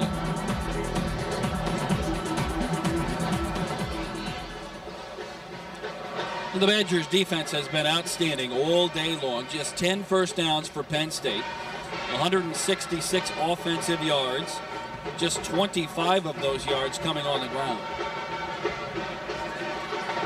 And we talked about it a number of different times today that the defense is going to win the game today. Offense is going to struggle at times, but the offense has put up close to 300 yards, 298 as a matter of fact, and that's, you know, that's saying something against a very good defense for Penn State. They allowed 17, or held Michigan to 17 points. Obviously a very solid program, and the teams that they lost to, you mentioned Notre Dame and Ohio State, those 3 losses obviously are against 3 of the top teams in the country again this year, and Notre Dame fell by the wayside a little bit after a couple tough losses, but Ohio State and Michigan, they played both of them very tough in a Big Ten battle. Penn State's the only team in the country to have faced 3 top 5 teams. Notre Dame at the time was top 5, and Ohio State and Michigan have obviously, Ohio State's been number 1 all year. Michigan is now number 2 and has been there for a while. Current statistics in the game, look at that, 25 rushing yards for Penn State. And total yards, the Badgers own about a 130-yard advantage there, and the turnovers, obviously those are key. Yeah, and Wisconsin's capitalized on both their turnovers, which is the reason they have a 10-point lead right now with 5.5 minutes left in the game. And the defense back on the field. Clock ticks with inside of 5.5 minutes to play. Morelli setting up the screen, missed Tony Hunt high, and he had some room to run. He did. Hayden and Chapman both collapsed that pocket, and as those linemen release to get out there and block on that screen, they get to the quarterback and force him to throw a high pass. You see right at the last second, they disappear, and both those guys are coming at him. He doesn't have a good shot to throw to Tony Hunt, and he floats it out there. You look at that sideline, it was wide open, and there you see Morelli's reaction. Tony Hunt had a chance to pick up some serious yardage there, but Morelli missed him. 5:25 to play in the contest. Second down play coming. Morelli right side. Ikeguana's right there. Ball is caught against the sideline, and it stops the clock. Dion Butler with a catch. And that's a good throw, good play call right there. Force him downfield a little bit, and then when you plant to come on the out, he's looking him off. He knows right where he's going to throw. Gets to the sideline, he gets out of bounds to stop the clock. They don't have to burn a timeout.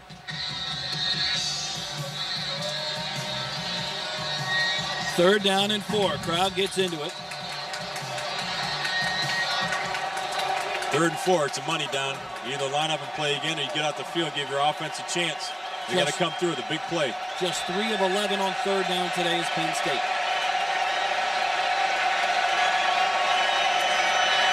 Blitz comes. Runs out of it. Gets by Cooper. Going to pick up a first down and more. Morelli still on his feet. Out near midfield with a 46. Well, that could have been close to a block in the back on Roderick Rogers. Closing down, and the receiver turned around on his back. Not sure if Roderick turned his back to him, but as he starts scrambling, you got to have guys start to collapse and get down there. Cooper and Zalewski both over pursue, and as he goes down, right there, blocking the back, I thought, but officials didn't catch it. He goes down for a first down. 45-yard line for Penn State. Clock ticks down to 5 minutes to play. Right side, Morelli missed initially, thought he missed his man, but Corliss makes a good adjustment and makes the catch of the 49. Good adjustment. They don't call timeout. They do a hurry-up offense here. They call the play for him from the sideline. Penn State 49. Get going again. And Wisconsin shuffles in. Mike Newkirk in for Jason Chapman. Newkirk, a sophomore from Ladysmith, steps into the interior of the defensive line.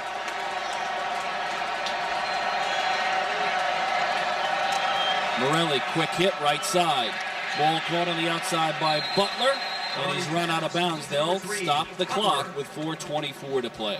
Man-to-man coverage again, just a quick hitch route. Quarterback is just timing it, take one step back, and he throws it out to the receiver. You see Langford coming up here. He breaks down, tackling, trying to keep him in bounds. Zalewski, whole head of steam, knocks him out. It'd been nice to keep him in bounds that time. Well, third down play here again, 3rd and 4. They picked it up the last time with Morelli running for the first down. Another 3rd down here. Maintain your lanes right now. Keep your shoulders square. 3 down linemen. You got Cooper off the backside there trying to figure out where he's coming from. 5 defensive backs. Morelli flushed right, throws, has his man. Good at the 35-yard line, right in front of Zach Hampton. Ball caught again by Butler. And that's hard in the secondary. You've got good coverage. Everybody's in front of you, and that's fine. The linebackers, when you see Morelli step up here, they cheat forward a little bit. When they do that, it creates the gap between the linebackers and the safeties, and an easy spot for him to throw for the first down. Morelli from the shotgun. With some pressure. Now hit from behind. That's a fumble. Scramble for the ball. Monty had it momentarily. Who's got it now? Stellmacher's in the pile. He doesn't have the ball, though. And it's Penn State football.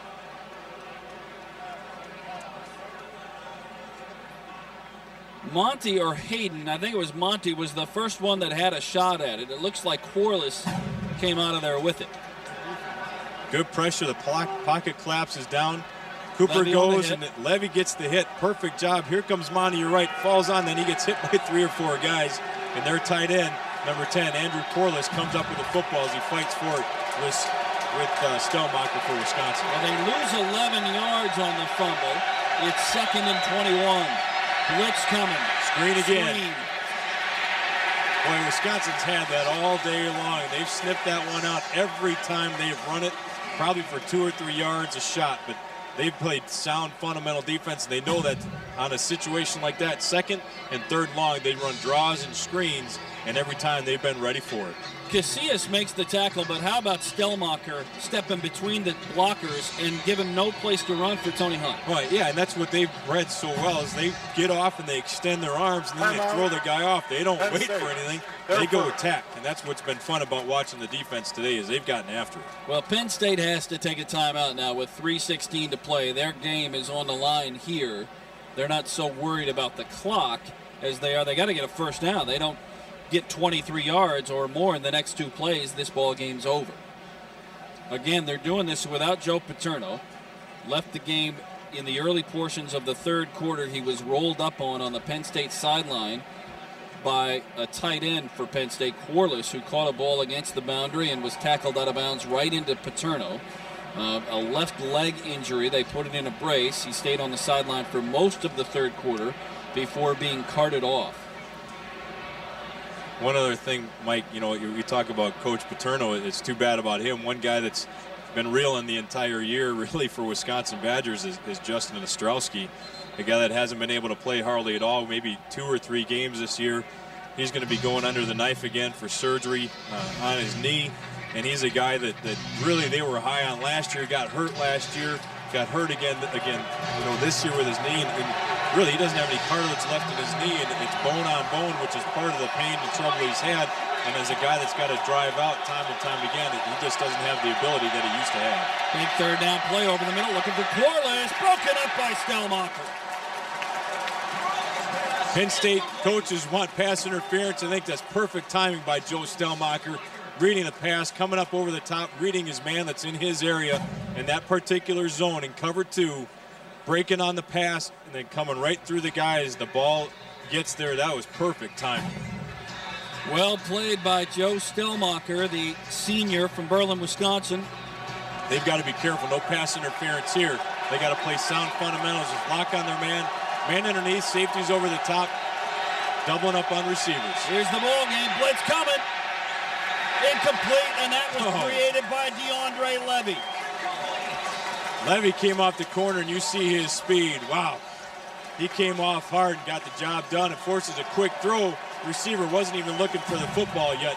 Right off the right side there, he has to throw it or he's dead meat. He throws it early and the receiver doesn't have a chance. What an outstanding call by Mike Hankwitz and Dave Doran. They make the play call defensively, and Penn State and Morelli never had a chance. DeAndre Levy the last couple of years, he came in with Travis Beckham, a couple guys out of the Milwaukee area, one Milwaukee, one Oak Creek, and Levy's really stepped up his game on defense. And that's part of the reason that they made the switch with Beckham is because Levy's been so good. Beckham now has obviously elevated his game as an offensive threat as well. There's the head. The green. You got to love it, huh? Oh, you got to like that. Zalewski's a senior and setting the pace. Now Donovan in at quarterback, hands off. Hill falls forward to the 50, maybe the 49.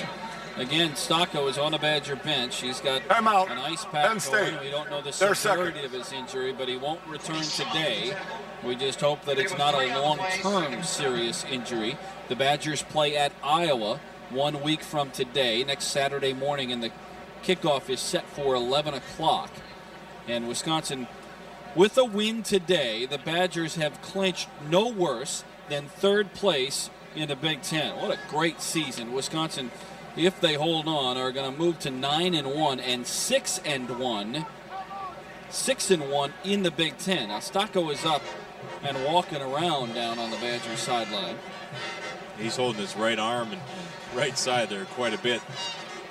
Not so sure if it's his shoulder or if it's his back where he got hit from behind, but he's obviously not feeling the best right now. You can just tell by his body language and his head. He's out of sorts. Well, it's a big game for Wisconsin against, and John's going to go down there and congratulate his defensive teammates. That's where he's walking down on the Badger bench now. He's shaking hands and patting them on the back and the head and saying nice job, because really the defense just absolutely shut down Penn State today. 2nd and 7. Donovan, make it roll. Nobody's home. Look at that. Hit the first, stay in bounds. Oh! Tyler nearly touched his feet. He's down to the 29-yard line. And a first down, and that ought to just about seal it. That's what one thing with Tyler Donovan, he was touted out of high school, is his mobility. There you see it right there. He does the right thing getting upfield and almost gets through. Just a little love tap tackle. Could have been going to the touchdown, but nice what a job great play fake. By Jarvis Minton downfield. Look at Minton right there, holding the block and allowing a cut lane. I don't know who tackled Donovan. Who gets credit for that tackle? The old turf monster jumped up and grabbed him, I think, on that one. But you're right. That's one thing Henry Mason, the receivers coach, has done so well with guys like Lee Evans and Chris Chambers and Brandon Williams and Jonathan Orr. They work every single day and every single week, stock blocking downfield like that you just saw right there. When they're in a man-to-man battle, 9 times out of 10, those guys are going to win because they do that every single day in practice. Ball is at the Penn State 29-yard line. Wisconsin looking to close out a win here. Clock runs inside of 2:05. Hill up the middle, punishing through to the 25-yard line. P.J. Hill now with 29 carries and over 130 yards.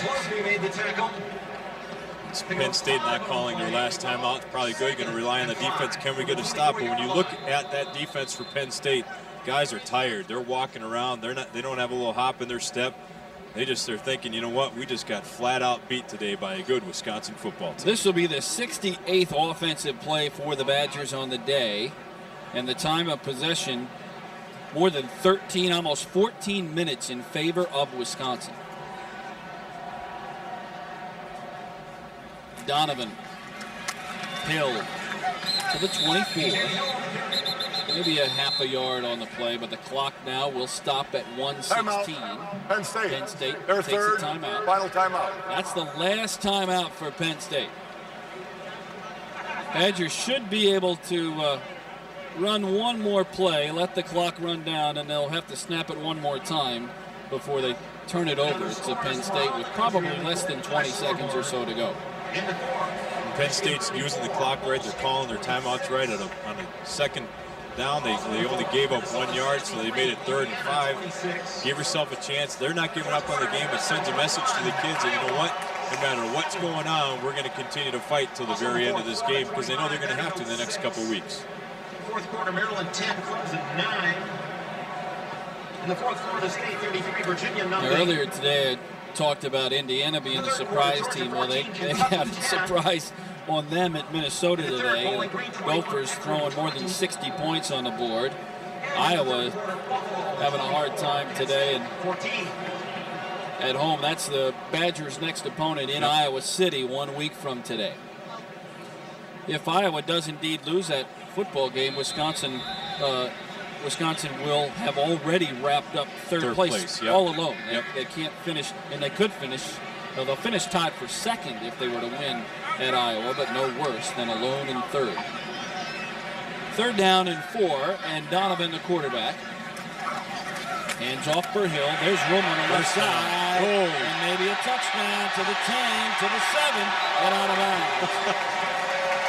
There was a lot of room out there. A lot of room. Right guard Craig Urbick, too, is kicking himself right now. He gets out there, and PJ makes a nice cut.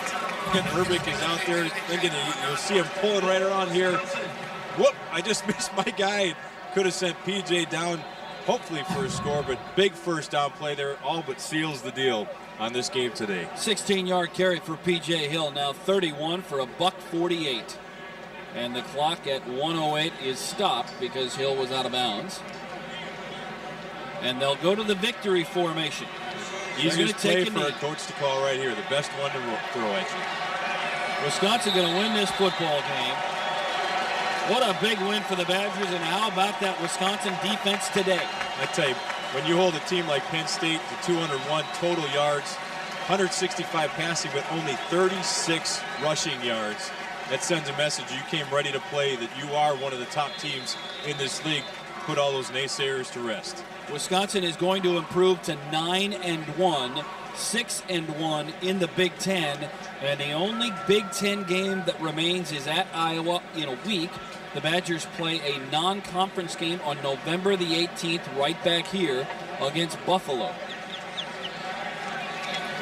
Badgers have a legitimate shot at an 11-1 regular season, and that is the last play of this game.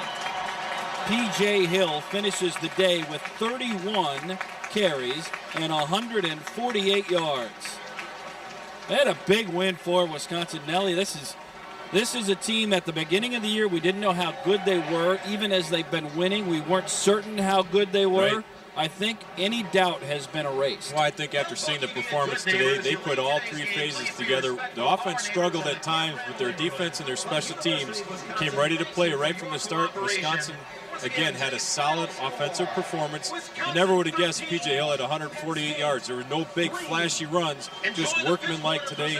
Sound fundamentals, getting the job done, and going off the field victorious against a very good Penn State football program. Well, John Stocco, that you saw walking off, is a big story here today. 15 of 25 or 172 yards and a touchdown. Right. But I think the bigger story right now is how severe and how serious is that injury. Yeah, and that's one thing that we probably won't know for a long time. And you know, Coach Bielen will keep that pretty close to the chest. He's not going to give anything away. But the medical staff they have here at Wisconsin is going to get him ready to play if he's able to, and he'll line up and get out down at Iowa as best he can. But it's his 28th victory right now on his career. That's pretty incredible. Now 17-1 at Camp Randall Stadium since the start of the 2004 season. Another big one for today for the Wisconsin Badgers. They beat Penn State. The final score, Wisconsin 13 and Penn State 3. Tell you about Badger hockey coming up next Friday and Saturday on Wisconsin Public Television.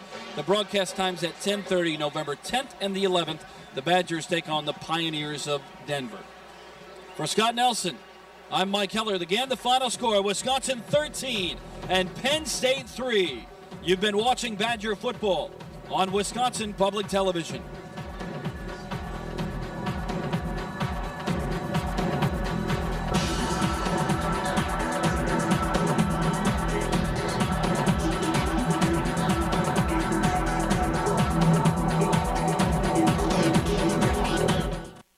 Presentation of Badger football on Wisconsin Public Television is made possible in part by Goodman's Jewelers. John Hayes of Goodman's Jewelers, proud of the tradition started by Robert and Irwin Goodman. Goodman's Jewelers, the diamond store of Madison since 1933. The Mendota Gridiron Club, the official fundraising organization for University of Wisconsin football. University Athletic Department, with official information about Badger athletics on the web. The Wisconsin Alumni Association, connecting, enriching, and serving UW-Madison alumni and friends for more than 140 years. UWalumni.com. And by the Badger Fund, the Wisconsin Athletic Department's annual fundraising program, 14,000 donors supporting 750 Badger student athletes.